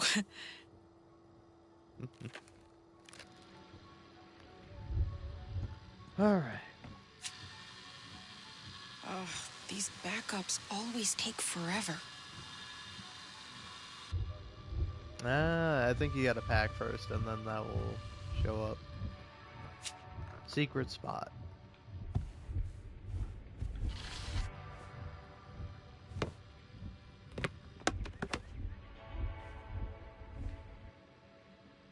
I so cannot forget to pack this. I would die if the new owners found it. Panic. Heather O'Shaughnessy's seduction at Mistmore Abbey. When Charlotte de Mornay arrives at Mistmore Abbey, she has no money and no prospects. For shame. Only a letter of introduction which she hopes will secure her the open governess position at the estate. Well, I could tell you another way you could secure that position, but I'll keep that to myself. She soon has the 3 Cavendish daughters in her charge: little Felicity, sickly Abigail, and the haughty eldest daughter, Lavinia. And yet it is not her 3 new pupils that she finds vexing, but their older brother Thomas, the future Earl of Wiltshire. He may be a gentleman, but he is also the most notorious rank in the county, and Charlotte is determined not to let herself be led astray by his roguish charm. Yet one night at a masquerade ball, a case of mistaken identity ends in a kiss that Charlotte will never forget. Aware that her position in society is too low for him to ever seriously consider courting her, Charlotte finds herself faced with a choice. If she stays, she will keep her promise to the girls, but she might lose her heart. Fun, man. But I will say, of all the little bits of writing, this is probably by far my favorite. Beyond the X, Echoes of Another Me by Swan Holloway. While following a lead, Agent S found herself journeying alone through a dense forest as her partner was off chasing another angle. Hidden deep within the verdant forest where the tall pines meet and the world seems untouched, Agent S ventured forth, guided by an unexplainable pull, the distant call of birds mixed with the alluring whispers of nature, and her heartbeat in rhythm with the forest's own melody. Up ahead, the story glow of a secluded creek beckoned her. The gentle babble of water against smooth stones became an irresistible lullaby. The water's surface, a perfect mirror, began to shift and shimmer. As the red-haired agent leaned over, she saw a reflection, a likeness of herself, but it was different. This image had eyes that held the vastness of the universe and skin that sparkled as if kissed by starlight. A hunger arose within her, a longing she never felt before, a magnetic pull. Every atom of her being thrummed with need, with the urge to reach out, to touch, to merge with this ethereal image of herself. The charged space between them pulsed with palpable desire. The reflection's inviting gaze made her body feel different, alive, as they gravitated towards one another. A warmth spread through her core, her breathing becoming ragged, a yearning consuming her. Just as their fingers were mere inches apart, the outside world sounds intruded, breaking the spell. But as she withdrew, her fingers brushed against something cold, a tiny dark copper gem, a memory of an echo, where the boundaries of self and universe blurred in a passionate dance. She quickly pocketed the gem, her cheeks still warm with a blush that seemed to seep deep into her soul. Rational thoughts tried to dismiss the experience as a fleeting daydream, a mere trick of the mind. Yet deep within, a part of her pulsed and yearned, secretly hoping for the moment the gem would pull her back to that intoxicating edge between reality and fantasy. She resolved silently that this gem would remain her secret, far from others' prying eyes, and certainly absent from any FBI report. But yeah, I don't know, I love that. That's maybe my favorite bit of writing in the whole fucking game. I don't know. I think it's so neat and so interesting, and not particularly relevant. Not as relevant as one might think, but still pretty interesting. And I also think it is very funny to have this almost like self-cessed little bit of like literature written by Swan, you know?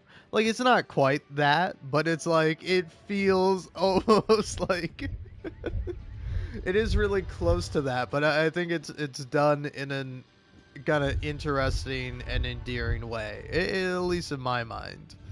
I don't know, you can disagree with me. Maybe you're like, oh, why'd you say that? You ruined it for me. But, like, that's what it is, man. It's not really, obviously, but it's like, it's a little hint of, like, what's going on here, Swan? What's the fucking deal? The Dusk Sisters. Oh my god. I should watch this again. It was so good. Alright.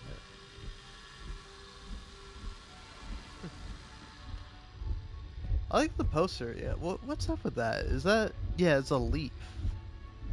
But like, I don't know what that is supposed to be specifically. I like the little fairy riding a mouse. That's cool. All right.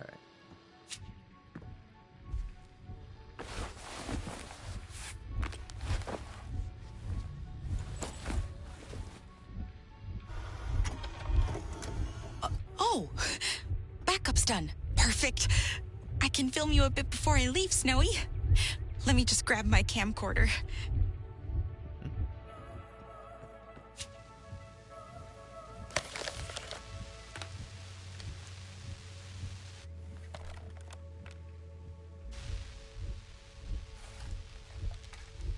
Thanks, Dad. Best Sweet 16 present ever.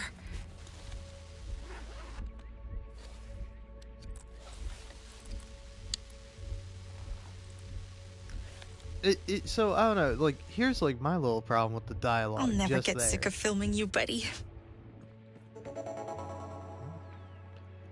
Mallard, great blue heron, red-headed woodpecker, goldfinch, wood thrush, black-billed magpie, or black-billed, not black-billed. Tufted titmouse, common raven, American robin, blue jay, northern cardinal, ring-billed gull, Canada goose, great horned owl, mallard. But yeah, anyway, sorry.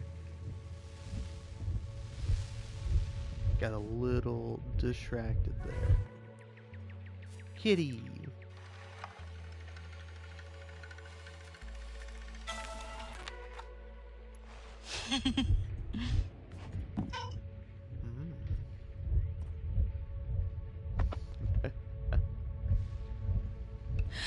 Should I call this a meow more?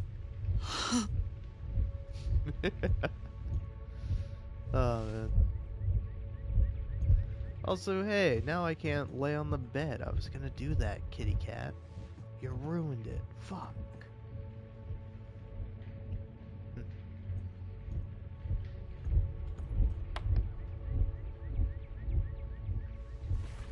Well, could totally leave if I want to now. I don't know if I do. I guess I do.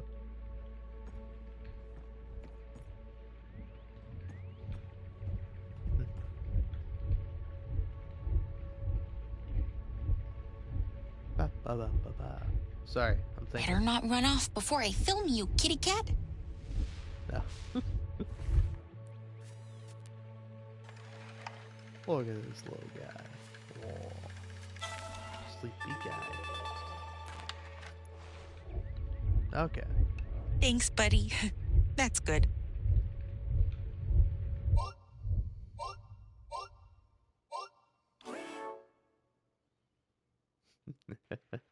Here's my little fluff butt. The star of my daily shoots. I must be the only girl on Earth that wants to watch this many cat videos. But whatever. What else should I shoot in here? I want to record as much as I can before we move, buddy. Dude, that shit's so real. Alright, hold on.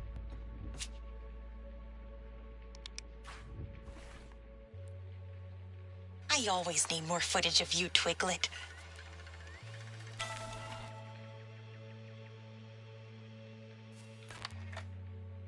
Nice.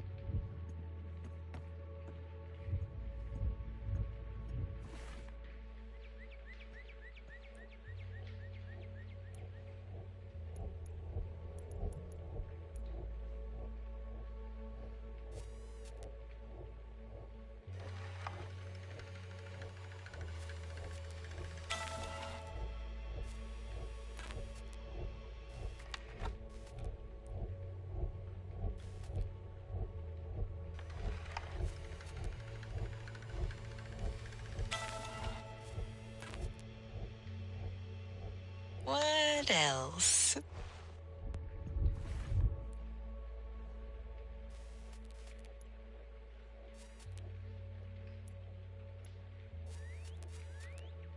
This looks cool.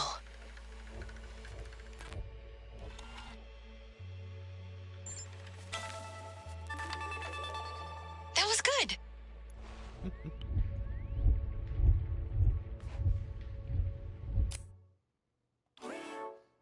The Swan Zone. I always need more footage Here of we you, are, Twiglet. in my natural habitat. Since forever. It's weird to imagine living anywhere else. But we'll be packing up soon and leaving it all behind. I'll never forget this place. I'm really gonna miss it. This looks cool.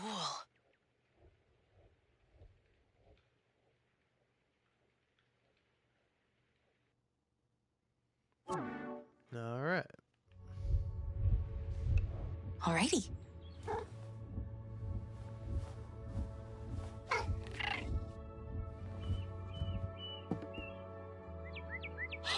A cardinal? Don't scare him off, Snowy. That's the perfect shot.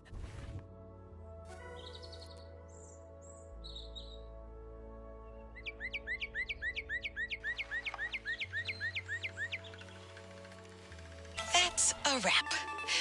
I'll film more on the trail. Better get going.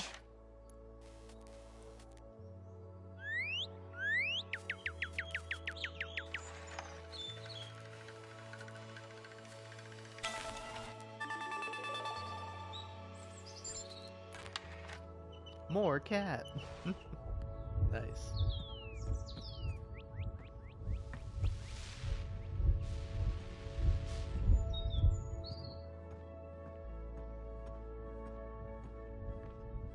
Can't pick up any of the cat toys. Alright, fine. Fair.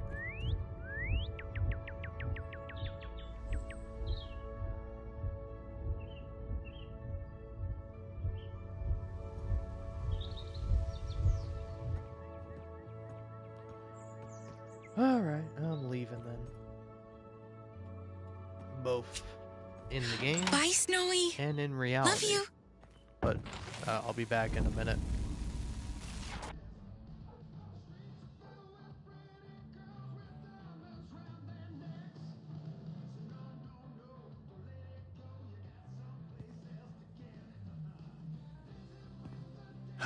Hey there. Be out in a jiff. Short staff tonight. Take your time.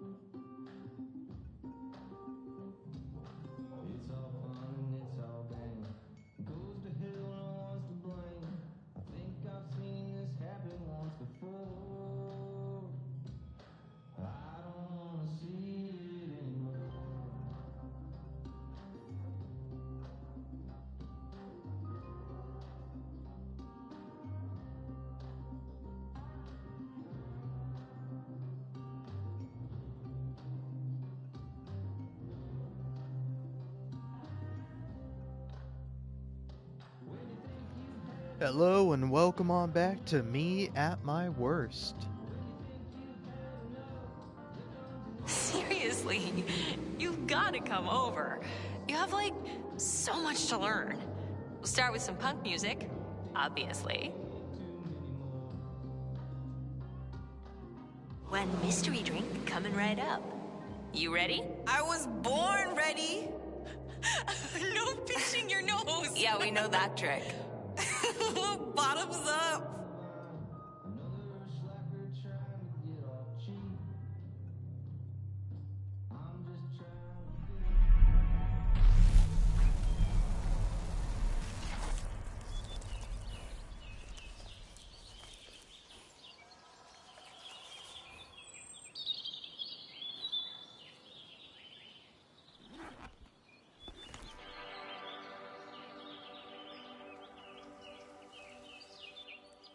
Come on, hold still.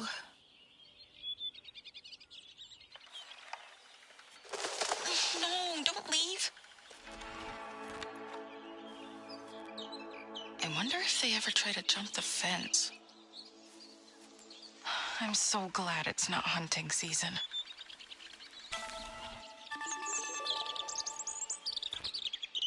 Oh, he's back. Swan here. This is the Michelson Ranch. These deer are bred and raised for sport. Hunting season's in the fall. You can always hear the gunshots from this place.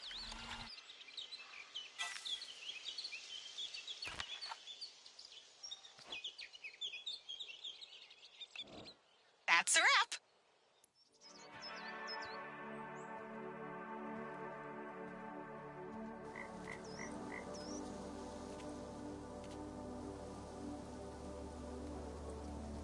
Hello? Any little forest friends out there?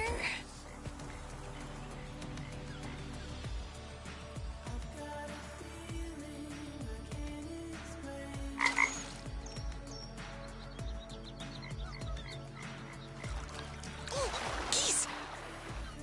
Maybe I can catch them on tape.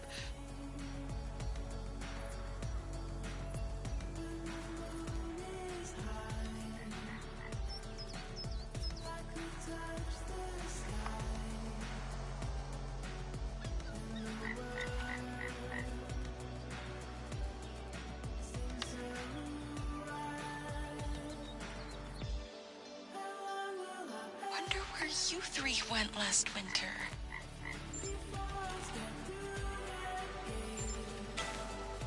I should watch what I shot before I forget.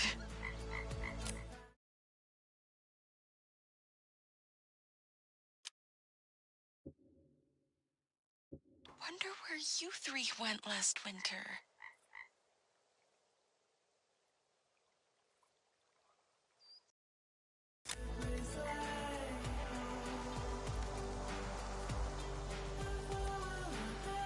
And here are some wild does.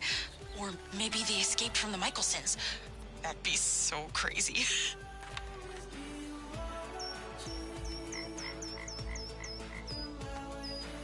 Hi there. Getting ready for fall?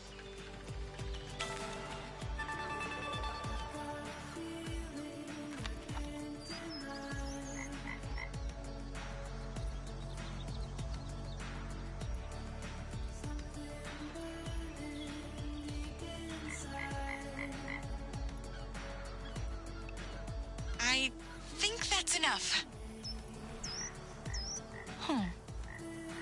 Aw, come back.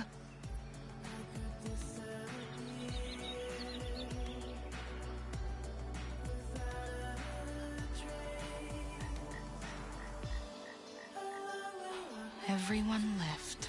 Guess I'm alone. As usual.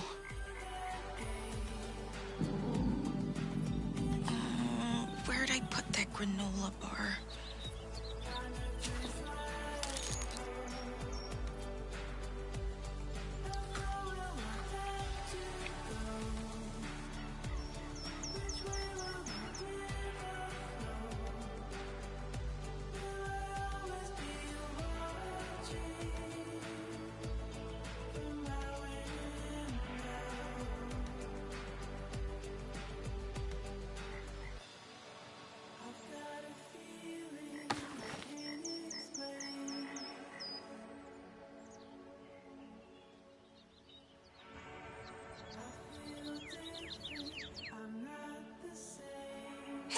squirrel. Wanna be in my movie?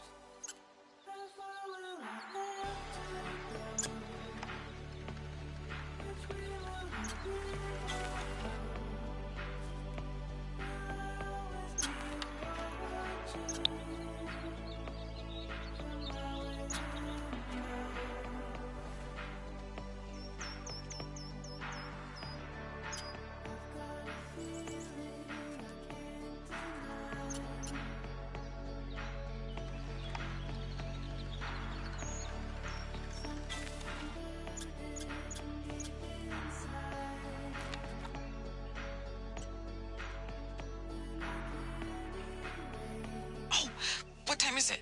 I totally spaced out.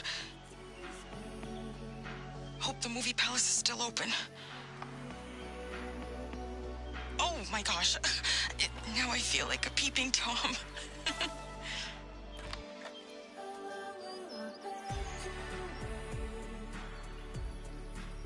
Oh, sorry, Birdie.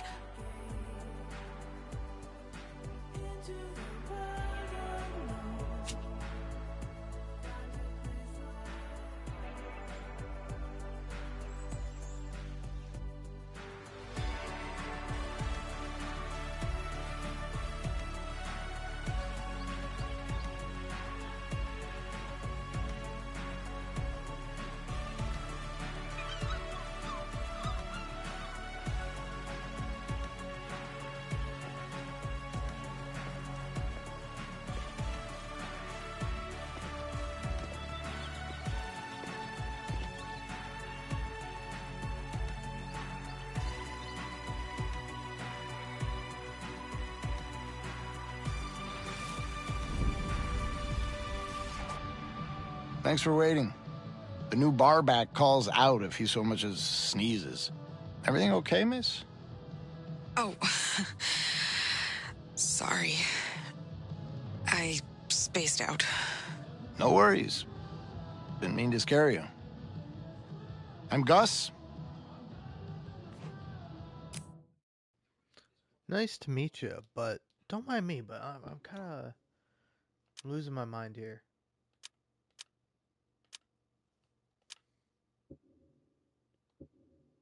Okay.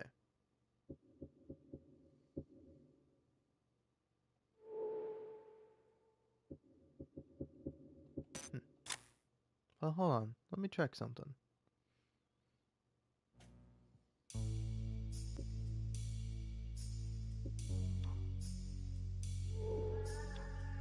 Oh.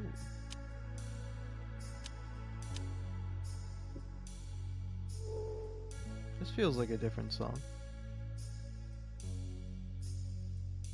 It's kind of remind me of the Life Strange soundtrack. I don't have to see you right now. I don't have to see you right now.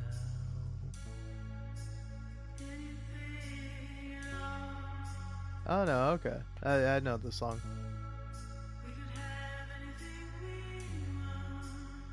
Everything we've lost. Mine,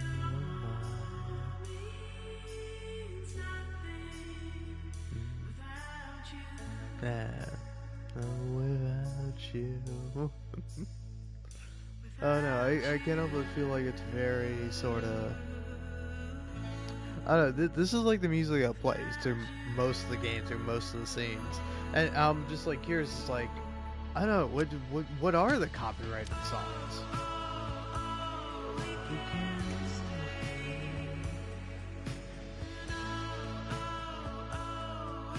I mean, this is all pretty good, but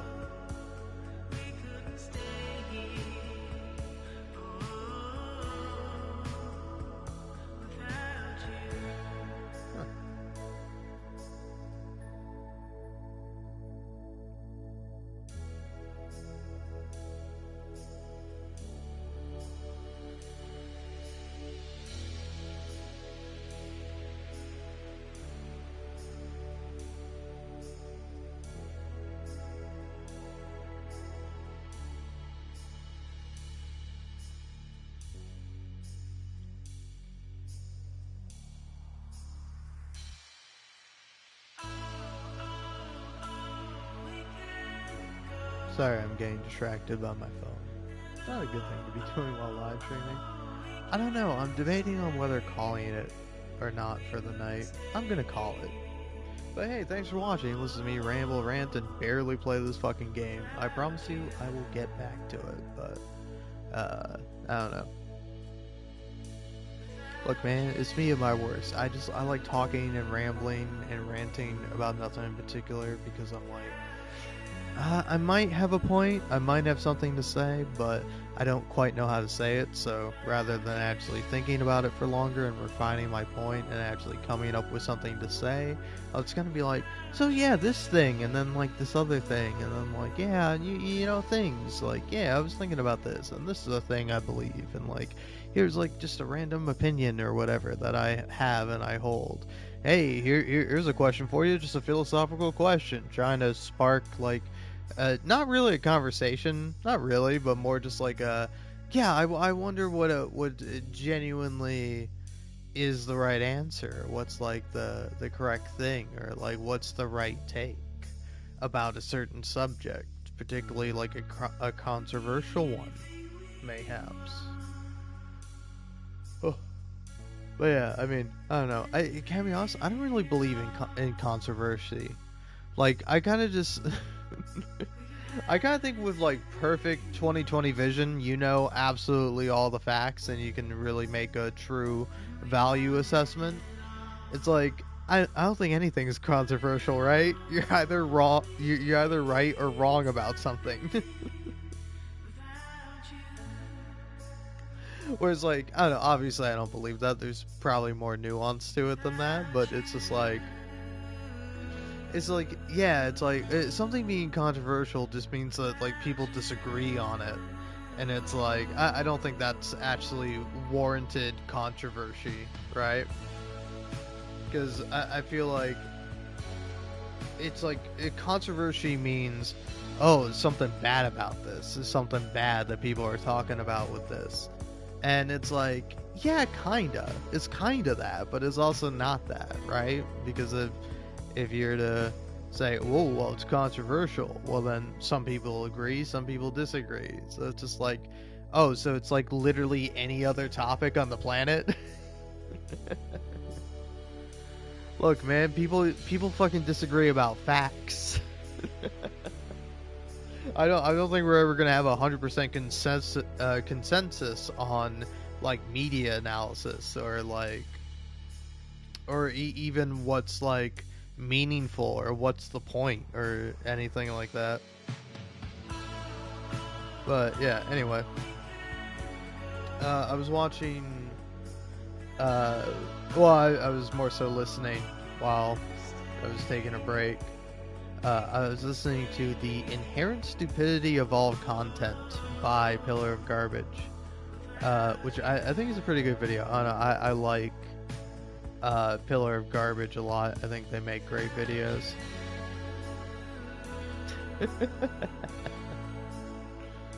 Oh man, that's funny.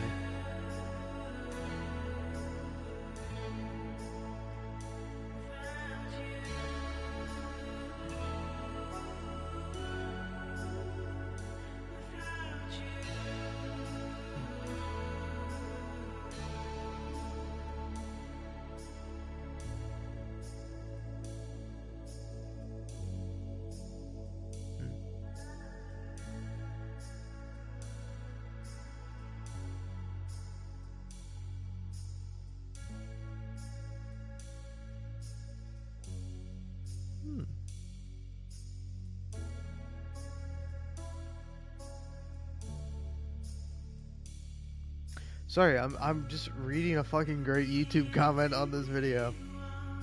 If you don't mind, here I'll read it out loud. This was a fantastic video, and it reminded me of an incident that occurred recently. I had to read Imagining Argentina by Lawrence Thornton for a class, and I found I hated the work. Like, genuinely might be one of the worst novels I've ever read. When I was in discussion with some students and the teacher, we were all bashing the novel when he said, "Okay, good discussion, but you guys are reviewing rather than analyzing." This gave me pause, and after some struggle we were able to pull together some analysis of the text. Now, don't get me wrong, I still abhor the novel, but analyzing it gave me a perspective on it that I think was incredible value and insightful despite its ultimate failings. Engaging with a text on a more serious level isn't necessarily a sign that you liked or enjoyed it, but that you are able to engage in an articulate discussion without the kind of straw man you describe. That's a very funny thing to flub. To flub straw man and strong men it together. That's actually really fucking funny.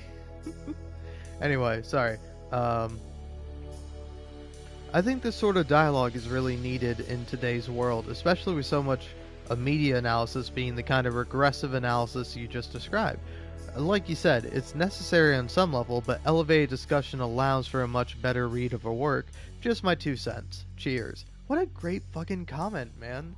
Alright? Criticize my butchering of reading it out loud all you like. But I think that's a really good comment. I think it definitely has a lot more points than it doesn't. And I don't know, I think it's really interesting. And again, it's kind of like the video is a little clickbaity, where you're like, oh, is this about how all art is inherently stupid? And it's like, no, it's about the idea. That's an idea that some people have, and kind of analyzing why that might be and why that idea is kind of limited.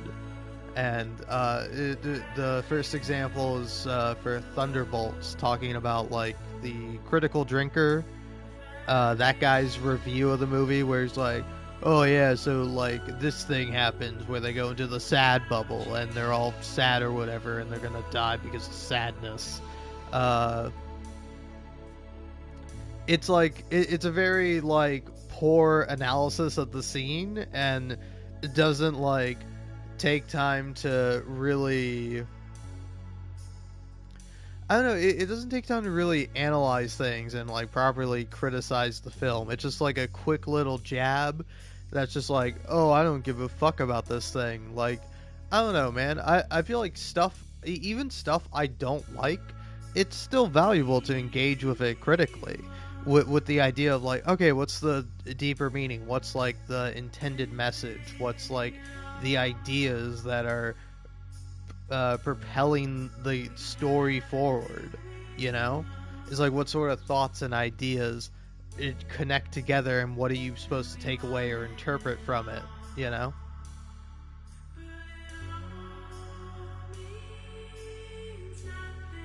And so,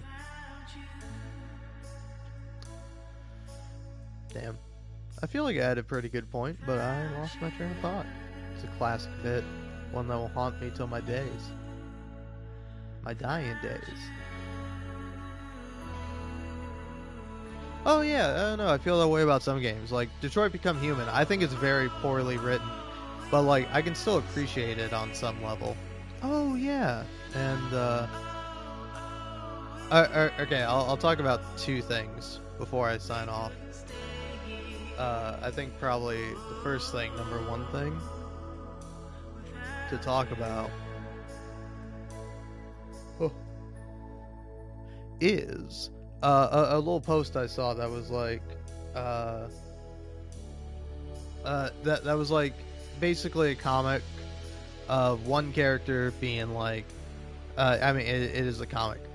So the first character says, oh hey, did you see this like really cool realistic thing that's in a video game? And it's like the graphics on this are amazing, and the graphics, it's really what this is all about. And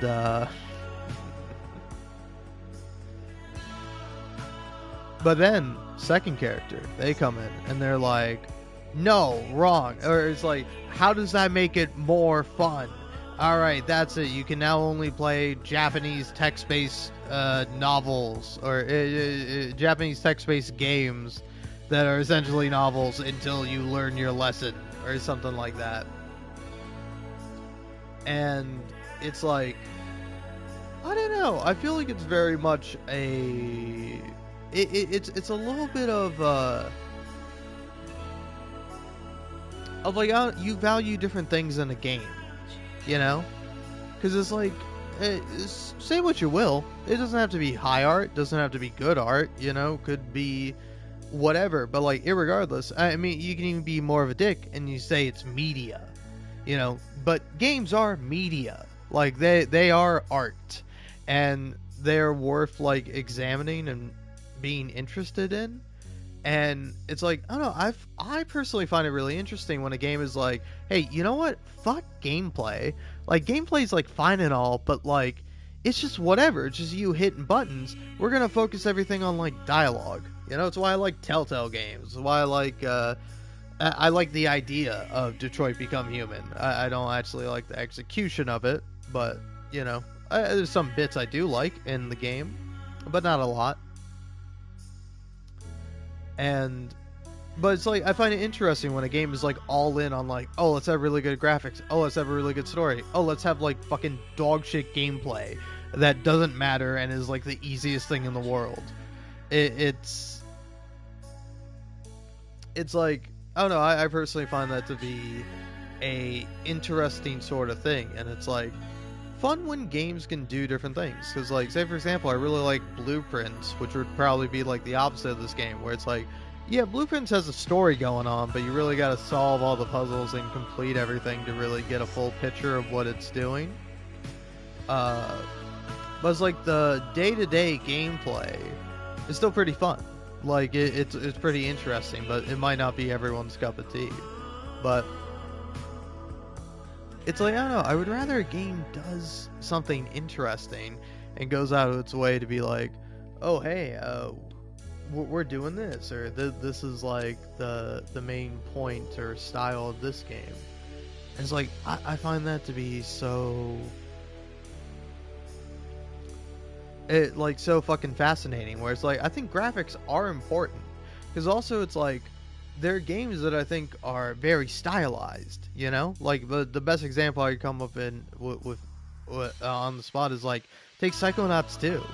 Like, Psychonauts 2 has really good fucking graphics, but also the graphics are very stylized, and it's like, I don't know, it's interesting where it's like, I would say it's like, oh, it's not, fully motion captured,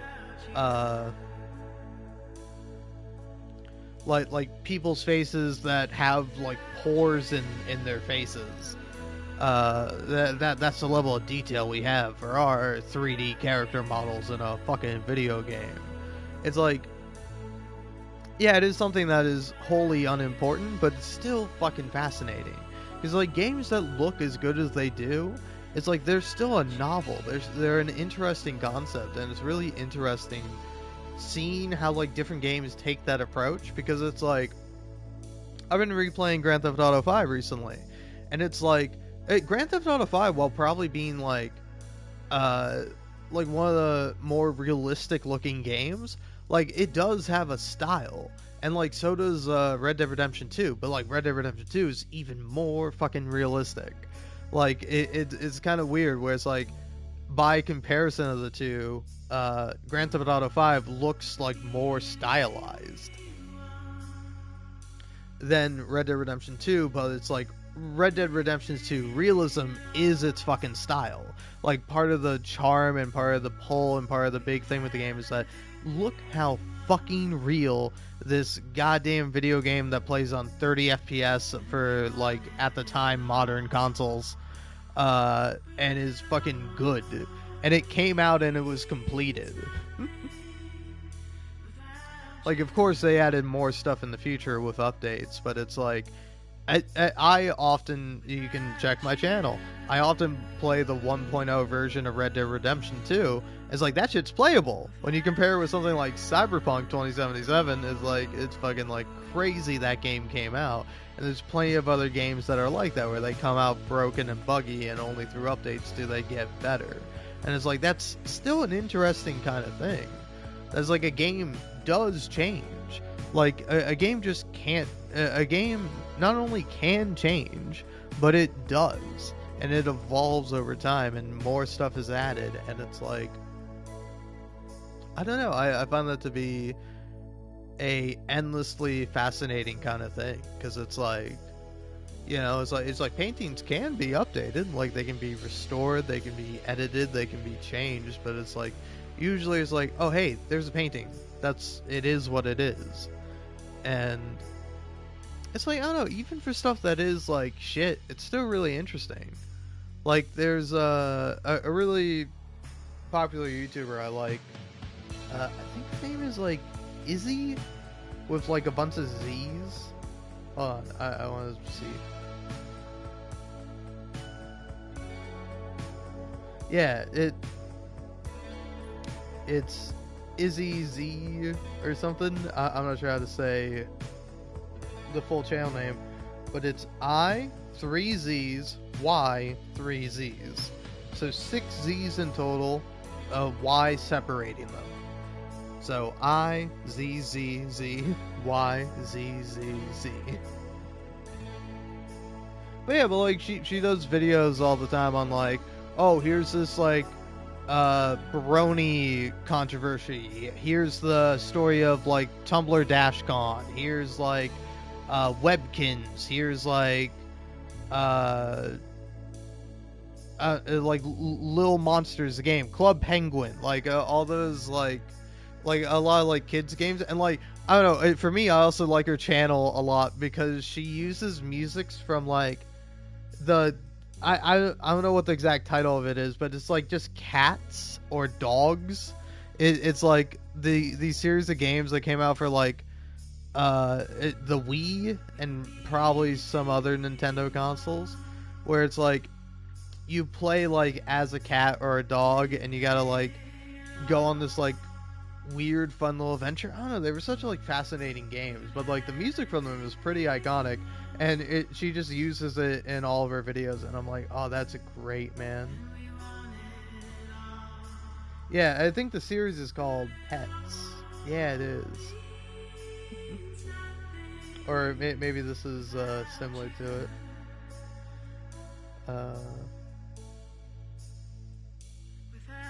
Yeah. Cats. Game. No, I don't know. I think this is something else. Or no, is it? No, I think this is a different thing. It was like Cat Island or Dog Island or something.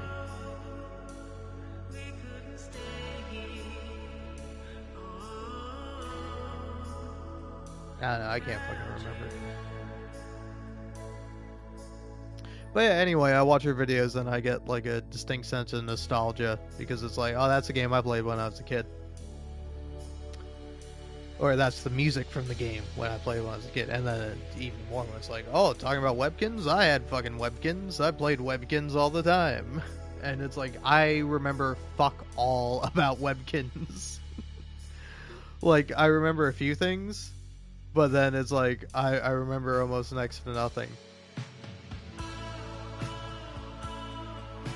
And it's like, I don't know, I'll say this, I was poisoned from the start, okay? I was born in 2001, I had the internet when I was fucking super young, okay? I was no damn fucking iPad kid. I actually read a lot of books, and it was fun. I haven't read a book in a fucking year or two, but, you know, I could read a book. Maybe I will, but it's like, I don't know, are books worth reading? Because it's like, I think they are, obviously. But it's like, what's better, reading a book or watching a movie? What's better, watching a TV show or watching a movie? What's better, playing a video game or watching a TV show? It's like, it's all a waste of fucking time. You know, it's all pointless, but it's also all meaningful and important as much as you want to or wish to make it. And it's like, I don't know, yeah, I think that is, personally for me, a really interesting thing. Just how much weight and how much value that people can put into things. Sometimes I think overly so, you know? Because there are times where it's like, you know, it's like, I understand you care, but also it's like, it is a fucking video game. It is just a toy. It's like the weirdest, most complicated toy you could get that costs like tons of money and has like, you know, tens, if not hundreds, if not thousands of people working on it and doing all sorts of things. But yeah, I just think video games are neat, and I like talking about them, even if I'm not always very succinct or accurate or articulate.